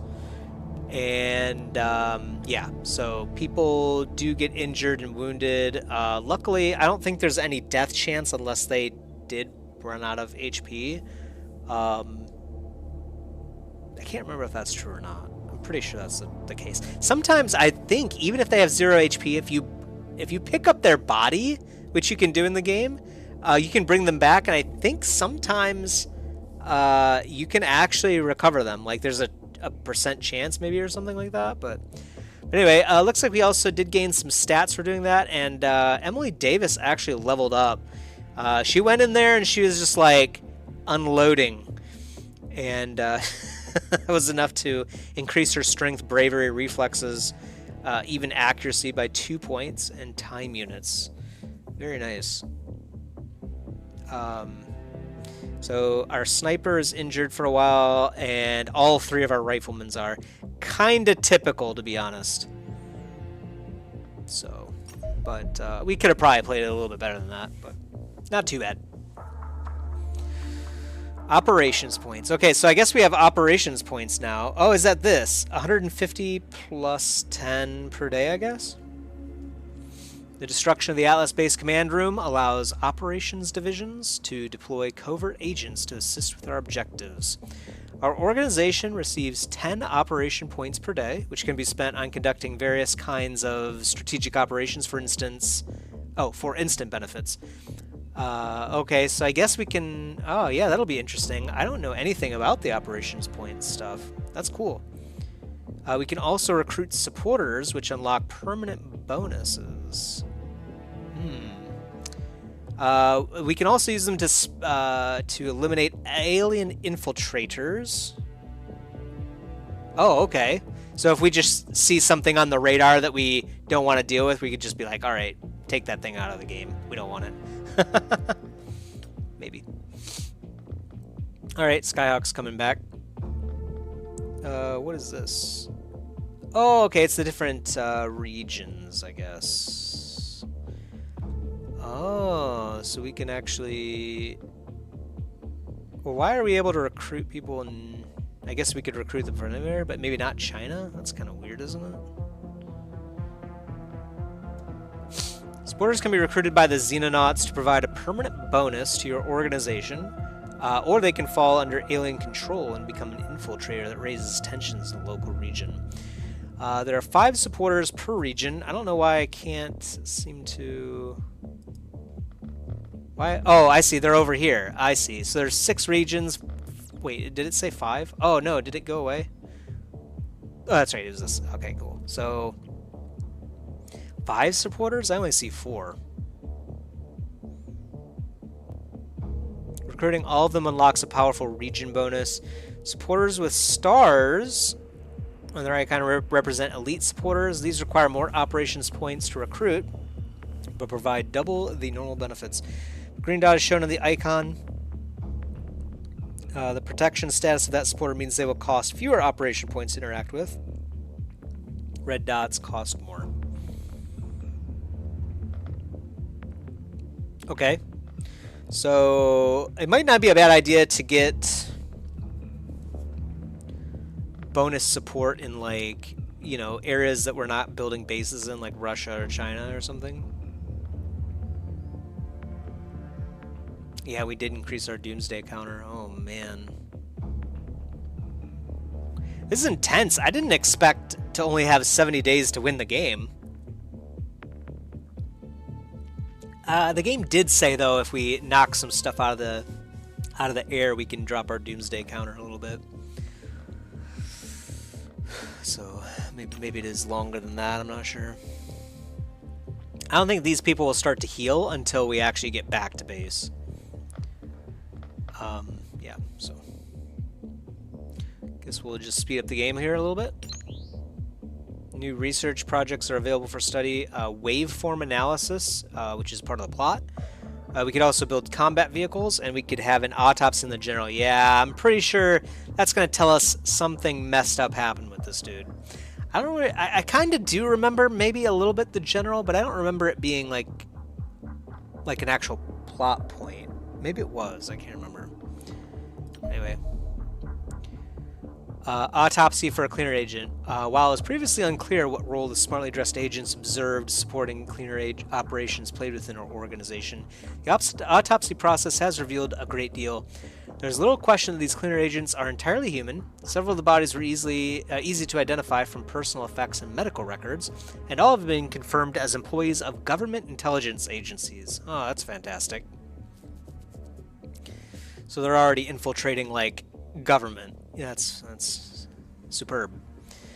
Operations Division was able to obtain their personnel files, and I see nothing to indicate that these individuals had been acting strangely or held unusual beliefs. It appears they are simply employees of intelligence agencies subverted by the cleaners. Well, the general definitely tells us that that's not the case, right? Because he said, like, hey, I recognize you, but I don't know anything about you. That's weird. Sadly, this probably reflects the dubious legality of our organization. Governments are either deliberately suppressing knowledge of alien activity, or have been infiltrated by hostile forces intent on doing so, leaving us no choice but to operate beyond the law. We're vigilantes. Until this changes, we will likely continue to clash with those who unwittingly do the bidding of the extraterrestrial invaders. Is it really unwittingly? I'm pretty sure they're like inviting the aliens, right? Yet we cannot change course. The very survival of our species may rest on our success. Maybe they're tricked. I could see that happening. Like some like certain key officials have been like turned somehow, and then obviously those key officials say, "Hey, make sure that you collect these alien wreckages, and things like that, and then like wipe data about it, Thankfully, cleaner agents are not particularly fearsome opponents. Lacking formal military training and equipped with only light weapons, they are notably less capable than one of our own soldiers. Kind of sad that we almost lost a person to that. Okay, so we can spend 100 ops to raise funds, reduce tension, identify recruits, or construct a base. Wow, we could already construct a base. We can't construct a base, though, let's be honest. We don't have any funding for that. Okay, so Skyhawk is back. My guess is that they will slowly heal. We're going to have to put some other riflemen in charge. Luckily, we did get 2 more guys. I think we're going to make this guy like an assault guy, though, instead. So let's... Can I manage soldiers? What? Oh, that's right. He's still in transit. Okay, gotcha. When we do that, though, we'll make this guy an assault guy. Carter Roberts probably should be a rifleman just because they use all of the stats. Heavy might not be a bad way to go either. We only have 1 heavy guy. Yeah, we might do heavy for Carter. Oh, no research selected. Okay. Let's see. So we get to choose where we go. This provides monthly funding. Analysis of the relationship between the quantum waveform pattern and increasing alien activity may allow us to predict the invasion. That sounds more important than any of these things. I mean, combat vehicles are pretty cool, too. I kind of feel like I already know what's going to go on with the general. Let's do this. I mean, quicker we can get more funds, I think, the better. So, I'd be wrong on that, but probably not a bad way to go about things. Still waiting for our hangar to get built in 11 days. So I guess we'll just speed up the game, since we can't do anything.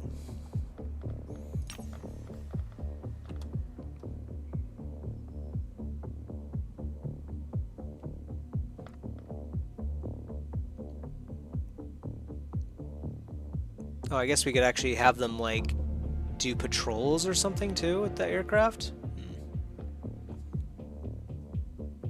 That's kind of interesting. Like, we could just, like, send them out over here or something. I doubt that they would be able to spot, like, a UFO just randomly. Maybe.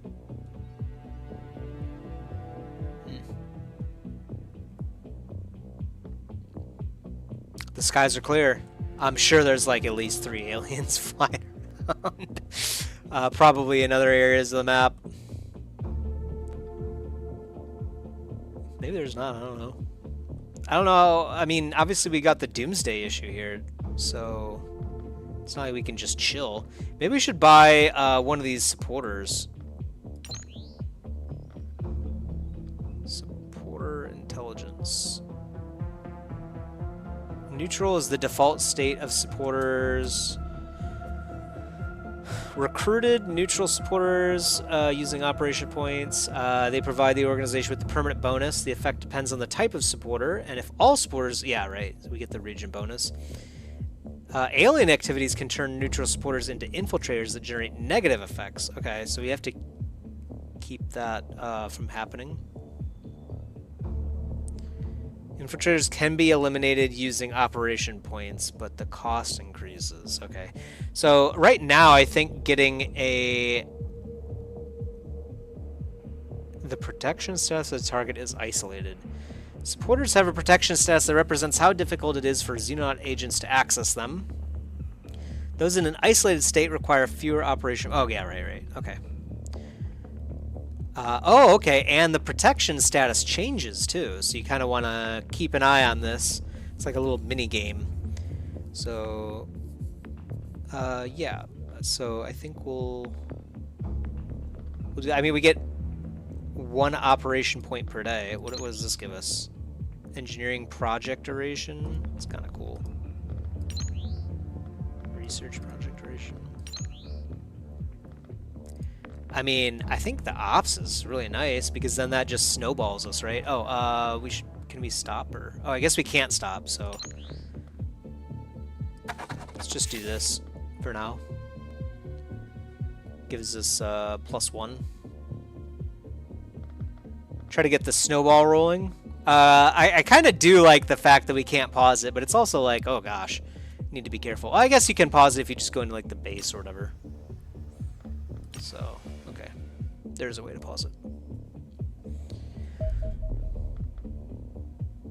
Ah, okay, good. Our personnel have arrived. You, assault. Yeah, assault. And then, yeah, Carter. I think heavy makes the most sense, doesn't it? We don't really have a second heavy guy.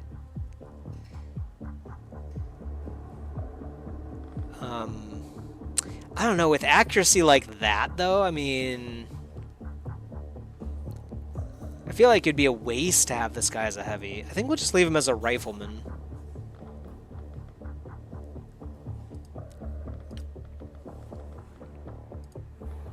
Put him on this... I mean, I guess we could put this guy in. Try to give him some... opportunities to level up a bit. I mean, you never know. I guess he could get to the point where he's like a good unit. Seems unlikely to me, but... alright. Yeah, we don't probably need a grenadier right away. Okay, there we go. So we've got... Yeah, 3 riflemen, shield, sniper, assault. 2 assaults, right? Okay. That looks good to me. Probably not a bad idea, especially in these early missions, too, to get your weaker units in there. Give them an opportunity to try to improve themselves so they can not die immediately. I don't know. Hard to say. I can't remember exactly the flow of the game here, so we're just kind of winging it. There's another operations guy over here. I don't know if these are the best to get, but... Ah, I see. So this one will give us 2, but it requires 175. I wonder if that's just... Ah, I see. Okay, so there are different... Okay. Right. Oh, this is a star one, so it's got double the effect, of course. Right. Gosh, if I would have known that, I probably would have saved up for this guy. But it is what it is. Still a decent choice. I don't know if this is the right idea. It feels like a good idea, because I don't know how to get more operations points. You know what I mean? So getting that rolling would allow us to deal with whatever stupid stuff the aliens might want to do over here. I don't know. Seems like a decent strat, if you ask me. I don't really think we need any of these other bonuses, like research I don't recall research and engineering to be like wow, you know, we need to get this done right now, or we're really waiting on this or something like that. So maybe it is more of an issue now. I'm not sure. Infiltrators act. Oh my god. They infiltrated 6 areas? Doomsday encounter now increases each day. Several potential supporters appear to be acting strangely, leading Operation Division to conclude that they are aligned with the Cleaners. These supporters are now reclassified as infiltrators. We believe they are using their influence to accelerate the Doomsday. Each active infiltrator will increase the Doomsday counter by 0.5 per day. However, they can be eliminated by spending ops points. How much is that? Oh my gosh. It's so costly.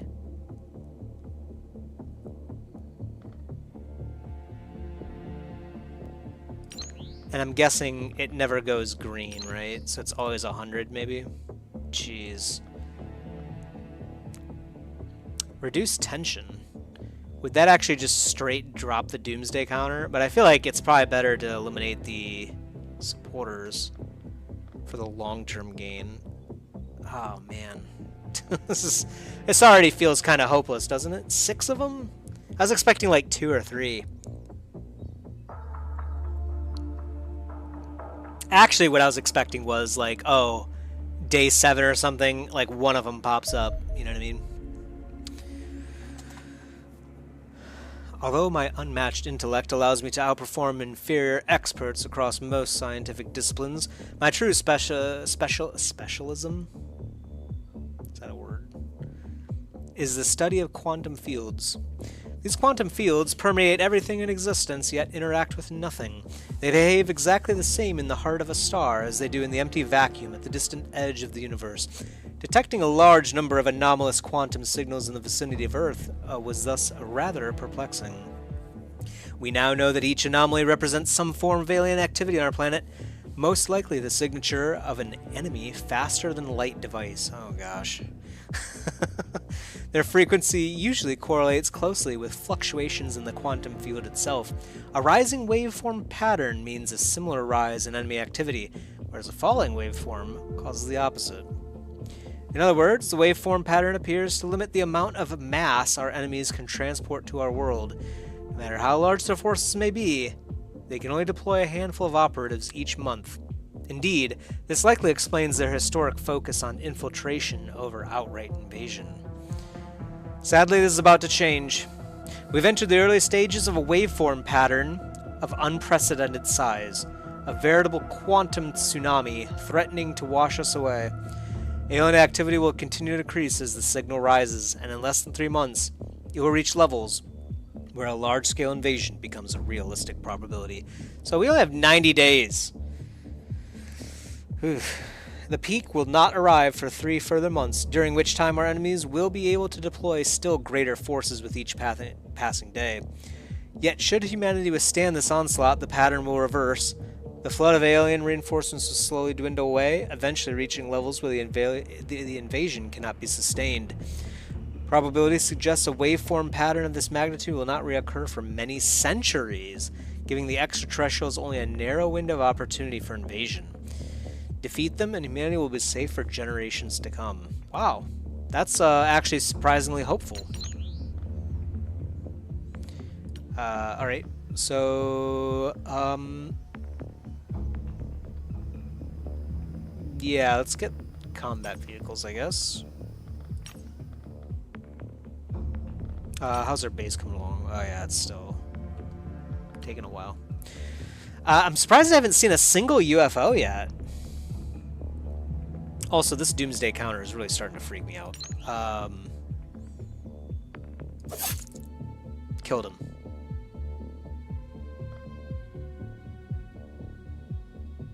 Maybe that wasn't a good idea, but sure seems like a good idea.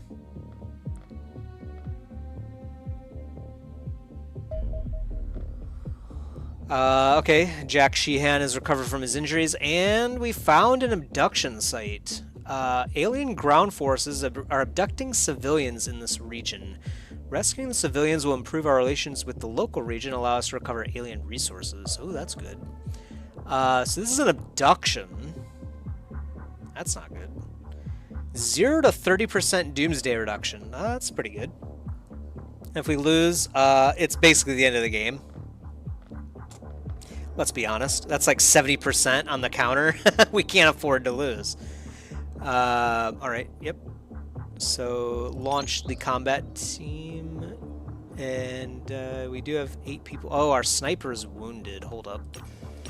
I think we could change who we have when we get there, but... yeah, let's put Allison Griffin in instead.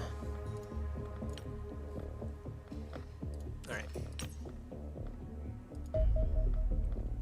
Launch the team. The Skyhawk. Yeah, go to that site. Yeah, so, yeah, right. So we can change it right here. We could also add some stuff. We do have... oh, yeah, they do have a stun baton. So actually we do have the ability to knock things out. I wonder if we could have stunned the general. I wonder if that would have given us like some more information maybe about what's going on with him. But how much is it for like more equipment? 25 TU for a med kit, yeah. Oh, flashbangs are only 6.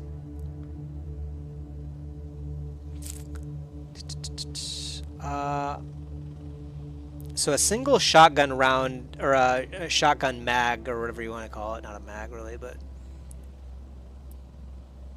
single case gives us 8 shots, and it weighs 4. I doubt we would run out, frankly, in a mission. That would be 16 shots. I kind of doubt that. So I'm thinking it'd be better to have, like, maybe a smoke grenade on this guy. Just to give us, like, options. I don't really think there's any cost for this, I guess. I guess it's just free. So, do that. This guy could probably do the same thing, too. The other thing, like I said, you want to be careful of is you can actually pick stuff up. And it would not be a bad idea to be able to, like, pick up, like, a body, like one of our own. You know, if we need to make a retreat or something like that. So it's kind of a good idea to have people that have some free carry weight. So I think actually I'm going to undo that for now. Maybe we'll just go as is. Except for the sniper. I feel like the sniper is going to have a stun as well. We won't save that to the loadout. We're just going to do that with Allison, because she's a little bit strong. Oh, she's not actually that strong. I guess her loadout's kind of light, if you will. She doesn't have any heavy armor or anything. She's just carrying a sniper, a pistol, a tactical module. Oh, this increases accuracy. So that might not be a bad thing to have too, but it weighs 12. So maybe in the future our riflemen's, like our better riflemen, might equip something like that, but I think I like this. She actually has a lot of stuff that she can throw out, so she probably doesn't even need this, frankly. But we'll do it anyway. Alright, Skyhawk inbound. Excellent. Dude, the doomsday counter is increasing so fast. Anyway. Alright, they're attempting to abduct local civilians. We must eliminate them, freeing as many civilians as possible. Each civilian will reduce... oh! Each rescued civilian will reduce doomsday. Abducted civilians will increase it. Okay. We can free civilians from tubes by right-clicking on the tube, I guess. Each surviving rescued civilian will reduce doomsday by 3, and then the abducted ones will increase it by 2. So this could go really bad or really good for us, I guess.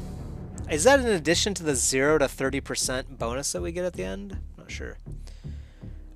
We win by killing all of the enemy, and more civilians we rescue, the better. Commander, I'm picking up extraterrestrial activity in the area. The signals match those detected during other suspected abduction events. Scout the area. If there's extraterrestrials present, eliminate them. The energy readings are rising fast. We may not have much time until the aliens depart. Oh, okay, so we are timed here. Best free any captured locals as quickly as possible, then. God knows what the aliens will do to them otherwise. Oh, this looks like a crazy map, too. They could be, like, anywhere over here, too, I feel like. This is probably the edge of the map right here, so... Oh, man, I don't like this. And by the way, this is the second floor, so I'm scrolling up right now. Yeah, you can see the second floor. Definitely could be aliens up there, too. Alright. So, I think first thing to do is to move this guy out here. One more. Over here. Okay, there's a tube right there. I'm guessing that's where they're... Yeah. We have an option to actually click on that. You can see my cursor changes shape there. I think it's probably a bad idea to just straight run at it. It looks like we can see the edge of the map here.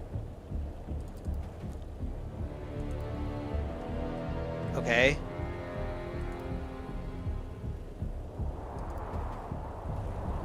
It's not bad. I don't see any aliens so far or anything.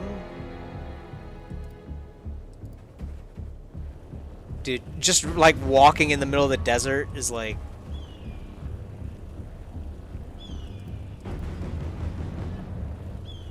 I feel like there's gotta be like something over here, right? Maybe not.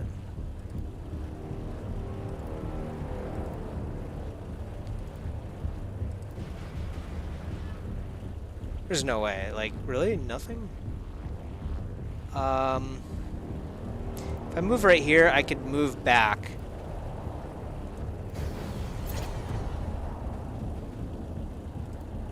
Oh, no, I can't. Oh, crap. Alright, crouch, and then look this way if you can. Okay, perfect. I don't think there's anything over here. I think they would have probably shot us. But it might not be a bad idea to have, like... a rifleman come over here and just... Oh, I did it again. I did the right-click thing again. Dang it. So... Wait, I thought... Is this... I guess we can't, like, walk through here. Oh, no, we can't because people are blocking us. What if we do... This is a sniper. I'd prefer to keep the sniper in case we do spot something. Here's Jack. Let's have... I gotta stop doing this right-clicking thing, man. Yeah, let's walk out over here, actually.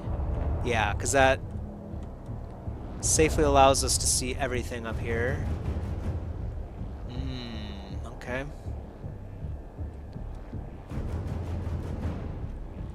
Luckily, maybe not a whole lot of aliens, or they're all hiding in the building here. Like these buildings, maybe. Okay, well, that's... Oh! Enemy spotted! It's our first alien. He's a creepy dude, too. He will probably see us, if not already. I'm sure he does already, yeah. Let's be honest. Would this give us cover if we... I don't know, it's hard to tell. Let's head over here and then just crouch and then look this way. Just to keep eyes on him. And then if we come over here with this sniper...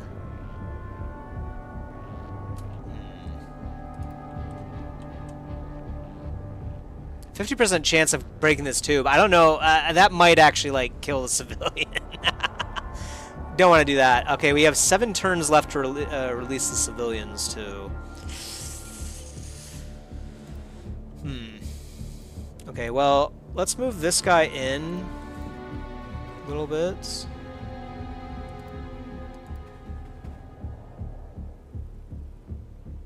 I kind of don't want to scope this hallway until we have more time time units, but we also kind of have like, yeah, we kind of have to like move forward a little bit. Okay, thank God. I was like, oh man. All right, stay right here.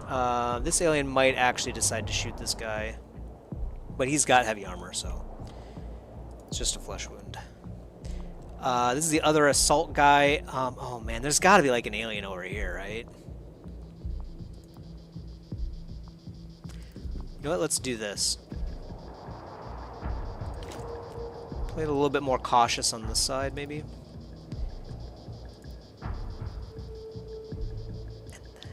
And then let's see.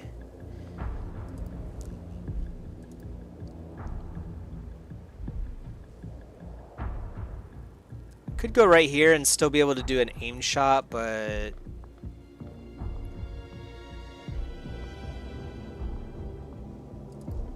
I think it might be better to just move forward, really. We still don't spot any other enemies. It's just this guy. Red icons indicate that the enemy is currently visible to the selected soldier. Alright, yellow indicate enemies that have been seen this turn but are not currently visible to selectors. Yeah, right, so good reminder of where the unit stands at any given moment. Wow, we could set up right here and still be able to do a short burst, so I'm gonna do that. Okay, maybe there isn't anything in here. I kinda doubt that, but then again, we've only seen like a few tubes and we've got to release 10 of them, so we might actually have to like move forward a little bit more.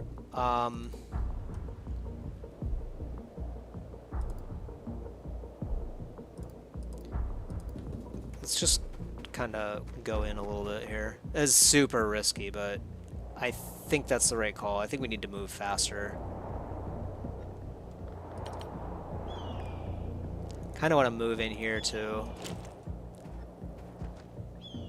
Okay, good. So, all right, well, if that's the case,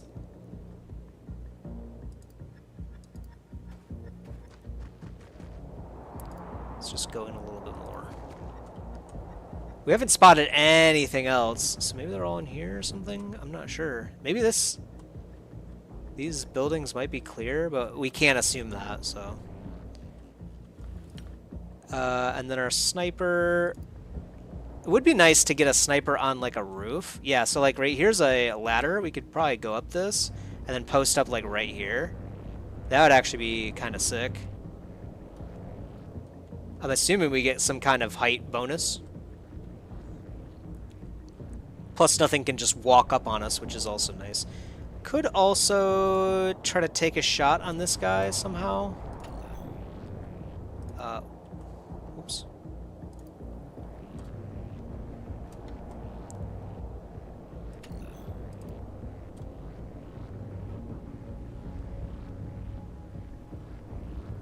Can I actually do that? I don't think I can I? 36 plus 38, yeah, there's no way. I don't know why the game is like telling me like I can do that, but no, I really don't think I can. So I could come over here, but then, yeah, I would be shooting this, so. Let's just do this for now. And then, like, look this way, and then I still have a scoped shot, so. My hope is that he kind of, like, moves, like, this away. And then maybe we take the scoped shot then, so that's kind of what I'm hoping for. So we'll end turn right there. Oh, there's another one on top of that roof? Oh, creepy. Ah, nice. Ooh, I missed. Oh, there's another one right there. Ah, no! See, this is what I was warning you about. Okay. She's tough, so that's good. Let's just gun this guy down. Wow, really? He lives. Okay. That didn't work. Alright. So you go in. He's been suppressed, so I can just walk up and shotgun him in the face.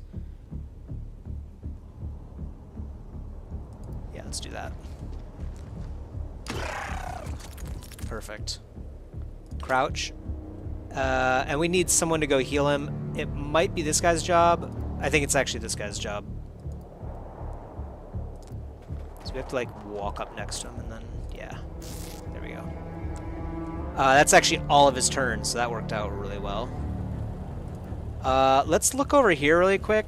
Yeah, so I don't think there's going to be anything else over there, so I'm just going to continue this way. Yeah, probably. Might be a bad assumption, but kind of don't think they would put another one over there. Might be a bit metagamey there as well, I'm not sure.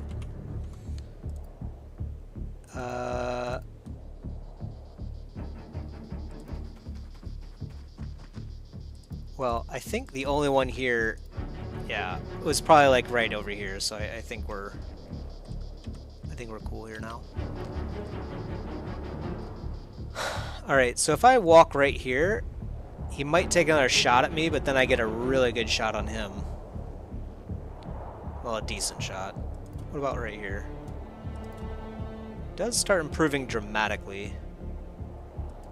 Let's just shoot from right here. Seriously? Dude, these things are so tough.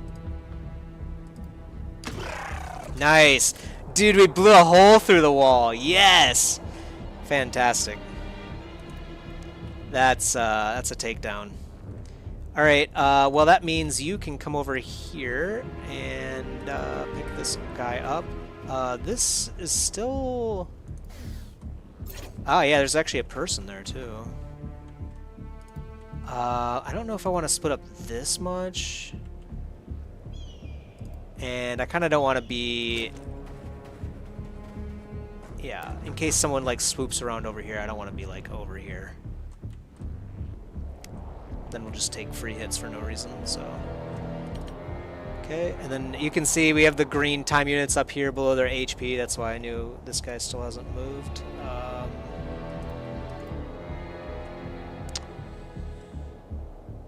Yeah, we do still have the alien over here. Can I take a shot at him? Is that even a good idea? Gosh, not really. If I do that, I won't have any time units. Well, I could crouch first. Yeah, maybe let's do that. Turn this way. Crouch. And take a shot. Okay. Carter, you have such good stats. What are you doing, man? Alright. Okay, this guy's kind of confused anyway, so that's perfect. We love to see that. He might have just a short-range weapon. When this other guy shot over here, he... I think just had like a pistol or something, so...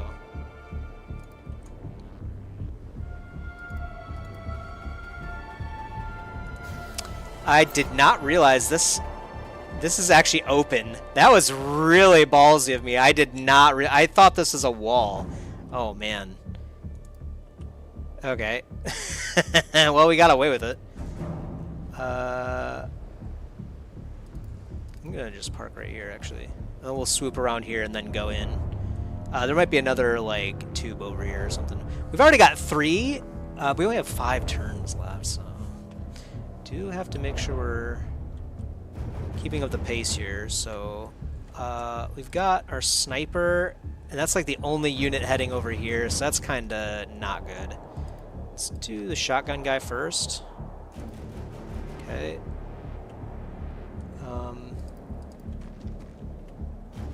Okay, so there's 3 more tubes, so we've got to find 4 more after this. Probably aliens in here, if I had to guess. And also, we might just get shot by this guy at some point. I'm not sure I can cross. I definitely can't cross. I could get right here and then crouch.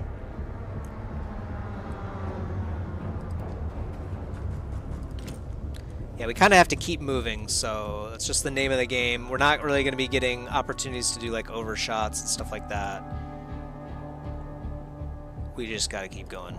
So from here, I can still do a shot. It's 7% chance to hit, but we get to shoot 10 bullets. It's not really that good. Yeah, either way, we're going to be hitting something. Yeah, and that's 32, so that's just too much. What about this? Wait. Oh yeah, we're still hitting the car anyway.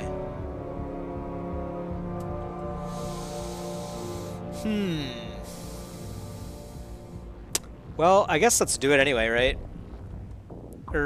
Wait. Oh, it's only a short burst. 12% by 3? It's almost like not even worth it, is it?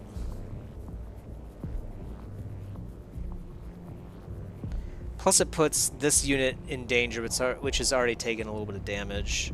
Oh, man. How about we try to move here?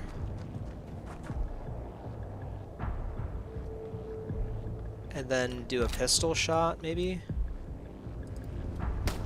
Okay, and then crouch.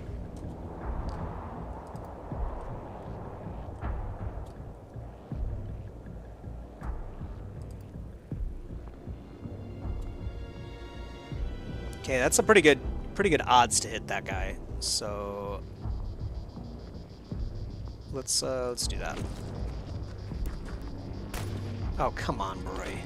This is the second shot, man. You can't be doing this to us. Alright, this is the shotgun guy, so he's not going to be able to hit this guy anyway, probably. Dang, do we just run all the way over there? That seems... I mean, this is the edge of the map, so there's pretty low likelihood there's anything over here. Actually, this is the edge of the map, too. So, I think I'm in the clear to do this. This is super risky, but we kind of got to move. Okay, perfect. I was right. We could get shot in the back pretty easily here. Probably will happen by this guy. I got to get people in there to deal with this guy really quick.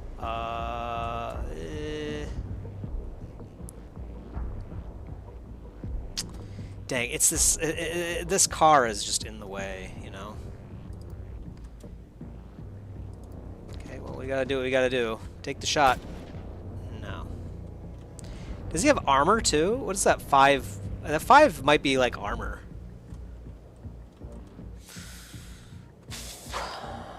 Yeah, not good, not good. Oh, there is actually another thing over here. Perfect.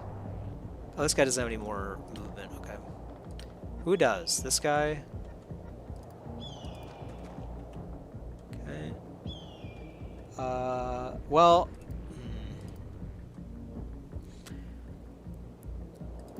I don't think I really need to look into this hallway. I mean... likelihood that someone's just standing right there is like 0 at this point, so... Okay. Can the sniper get like a shot? There's no way, right? Maybe if we did go up this ladder like I was thinking about. Oh, and I did the right click thing again too. Dang it. Let's post up like... I could go right here and keep a aimed shot. Let's do that. Okay, well, he's gonna shoot at us. Nothing we can do about that.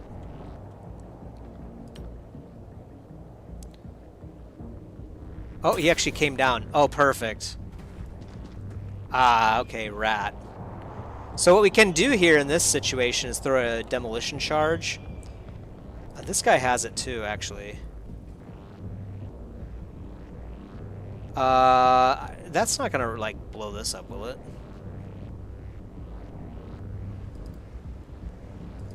Let's, how much does it cost? So it uses 29 to do a demolition charge, so we can do this.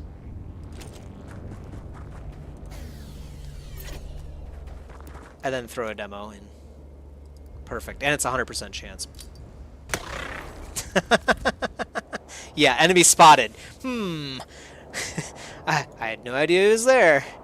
I didn't just watch him like fall off the ladder, take a shot at us, and then walk around this corner. Like, of course he couldn't be anywhere else, you know what I mean?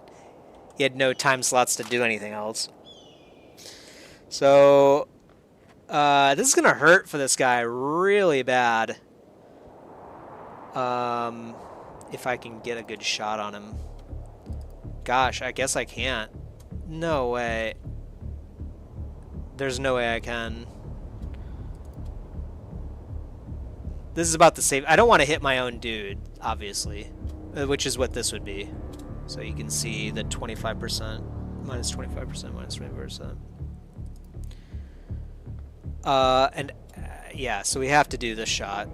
That's fine, we'll do it. Yeah, laid him out. So we got like at least 2 or 3 hits. It was at least 2. Maybe it was 3 hits there. Perfect. Operation is going well. I want to see what's around this corner first. Okay, perfect. That's what I was hoping for, so. There's actually another one over there. Perfect, perfect. So this guy will just like sweep the right side. And then... yeah, we don't actually know where anyone else is, so we have to start with the assault guy. I'm pretty sure he's just gonna have to man mode in here.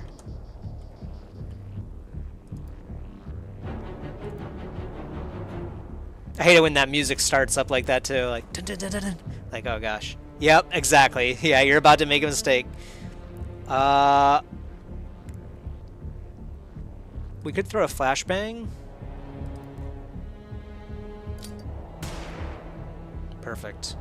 And then I'm just gonna like walk here, crouch, and then turn. This guy, however, could probably take a shot. Yes, barely. Let's do it. Okay. Well, you know. Our squad is the A for effort squad.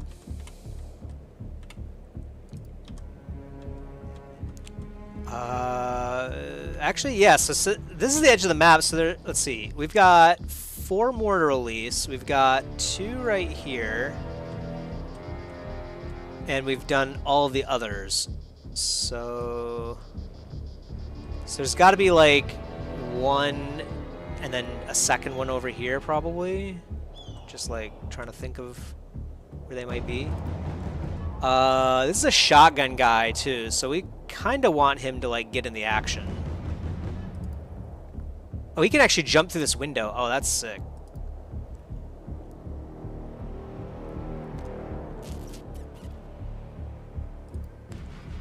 Let's go like right here to start and see what we see. Okay, perfect.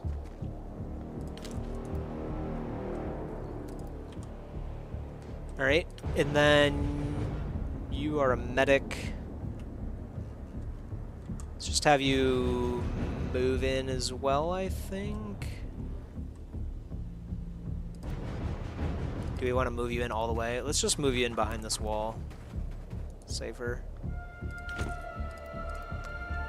Definitely safer. You don't have to care about safety, so... yeah, I think I'm gonna... I want to go over here maybe instead. No, this guy probably won't get hit, and even if he does, he's got the heavy armor, so I'm just gonna... yeah, I'm just gonna like man mode in here and just stand straight in the open. Great strategy, by the way. Highly recommend it.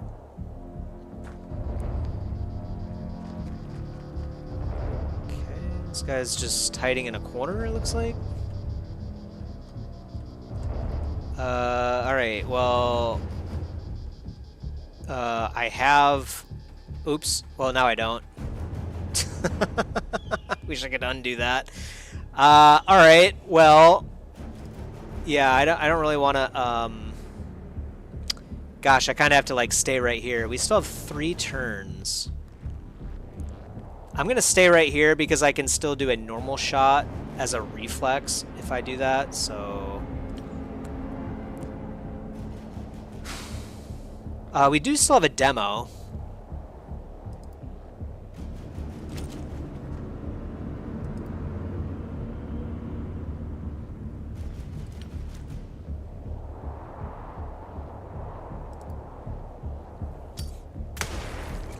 Did that seriously miss? Where did he go?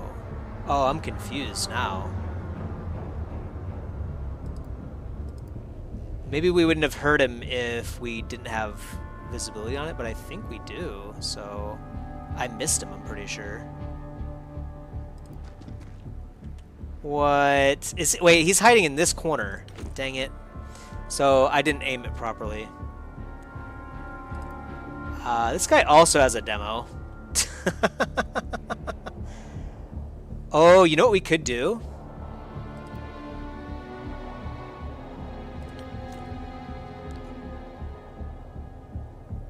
Oh, this is going to be sickening.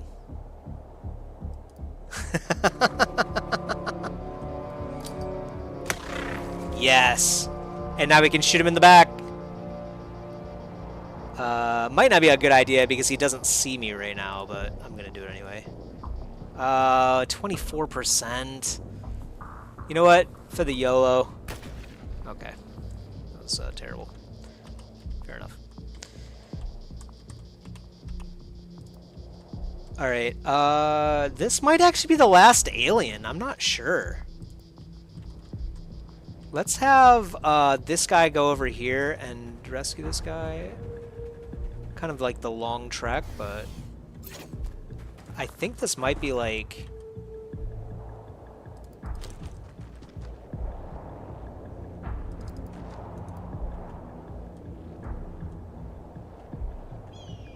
be like the last alien, maybe.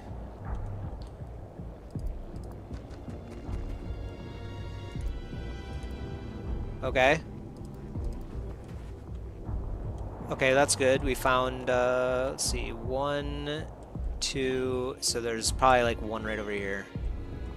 So I'm gonna move shield guy over here.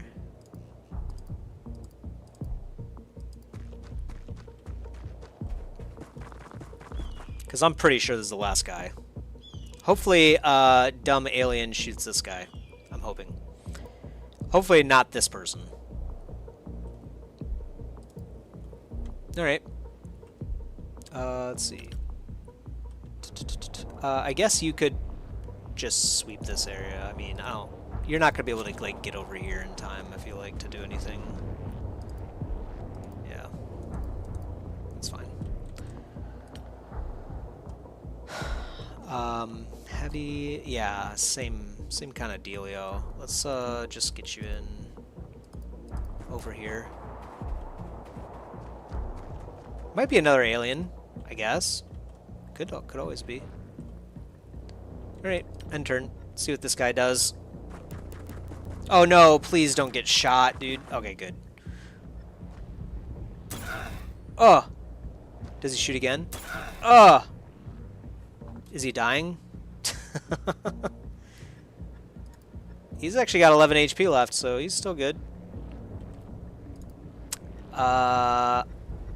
Yeah, so that was unfortunate.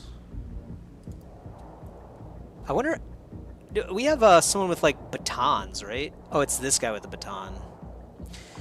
Melee weapons designed to render enemy units unconscious by inflicting stun damage. Melee weapons calculate hit chance based on the accuracy of the weapon and the difference in reflexes. The soldier's accuracy is not used. Okay, so reflexes is pretty good for our assault guys, too. It's particularly easy to hit suppressed enemies with melee weapons as units suffer a minus 50% reflexes penalty while suppressed. Yeah, so... Okay. Let's see.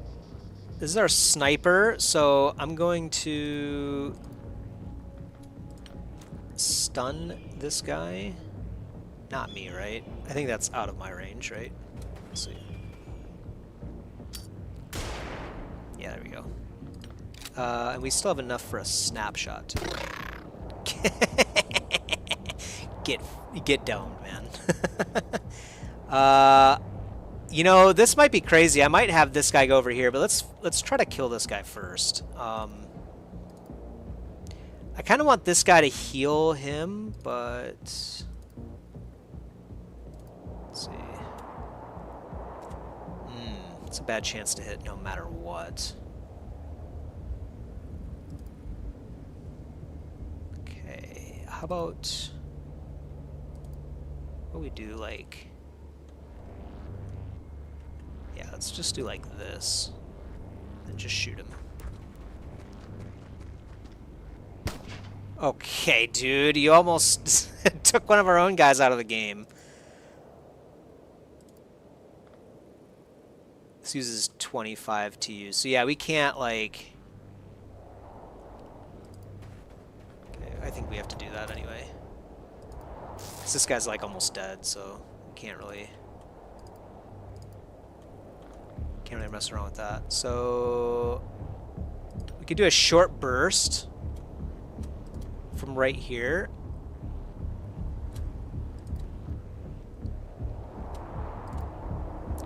%, 26. This could actually end up hitting the shield guy, but some of you may die. It's a sacrifice I'm willing to make. Oh man, I didn't think you would take that much damage from a single hit. I was hoping to hit him once and then have this guy stun baton him. Dang it. Oh well. Let's get over here. And yep, there's the last one. Perfect. I don't think there's any other aliens too, so I think we're gonna get them all. Yeah, have you pick this guy up. And then just keep going over here for now.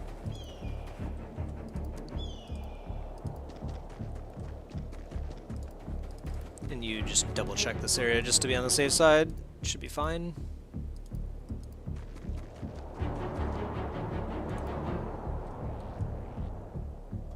Alright, cool.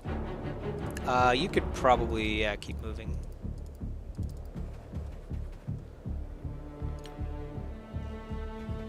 I don't think there's any aliens left. I think we killed them all, frankly. Yeah. Last remaining turn. Can we? Yes, we can. Perfect. What if there's just an alien like sitting right here and he just kills this guy? It'd be terrible. Alright, we did it! I'm glad I did start moving a little bit faster earlier on, because if I had like dilly-dallied too much in that first like 1 or 2 turns, like trying to figure out what was going on, we might have lost. This guy got a medal. We might have lost. We might have lost some people, right? So obviously I did it on the last turn. So yeah, we definitely would have. Soldiers will be granted the Crimson Heart if they suffer more than 30 HP of damage during a single combat mission. The award of a medal will grant a soldier +1 to all attributes. So can you only have 3 medals, or maybe it's just 3 per turn, maybe, or 3 per mission or something. So yeah, Lev Markov took 2 alien pistol shots to the face, and we salute him for it. Corporal. Yeah, he is a corporal now. Nice. Actually, a lot of people are corporals. We've only got 3 privates here. All the rest are corporals. It's pretty cool. Emily Davis, I guess, became a corporal on the last mission. So I guess the yellow is like the rank up. Yeah, soldier promotion. It's a result of the attribute increases. Okay. Dang, Ben Stewart is leveling like a beast too. 2 time units, 2 strength. Nice. We also did get some alien alloys, a few alien magnetic weapons, and some Secton corpses. Really a darn shame that we couldn't knock out that one. I did not think we would just one-shot him like that. Well, I guess we didn't one-shot him. Well, we would have. 51 damage is what we did to that guy. I think he only started with 50, right? Yeesh. So maybe you just have to have like 2 guys with stun batons hurry up and like start clubbing him or something. I'm not sure.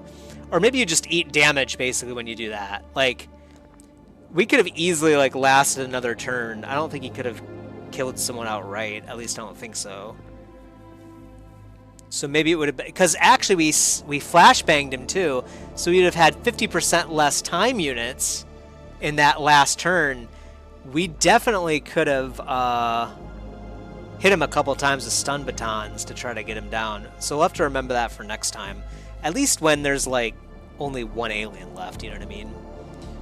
But anyway, it went pretty well. So I like what happened there. Head back to base. Alright, so now we can research alien magnetic weapons, warden combat armor, and then xenobiology, which is part of the plots. Can we, like... I kind of want to learn... Oh, this is actually 150,000 monthly funding. That's kind of a big deal. If I start this, will it keep this 2 days in the combat vehicles? No, it will not. So we do not want to cancel it. We'll let that finish, and then we'll do xenobiology, I guess. The alien magnetic weapon sounds pretty good, too. Electromagnetic principles. Might be a while before we actually do the autopsy on the general. Hopefully they keep him on ice, you know what I mean? Yeah, this guy's wounded. People are recovering even without the medical ward, so maybe the medical ward was like a bad purchase. Kind of seemed like it would be a good one, but I don't think we really needed it right now. So now that I know that we can change it at the actual mission screen, I'm not too worried about like trying to figure out what my loadout looks like.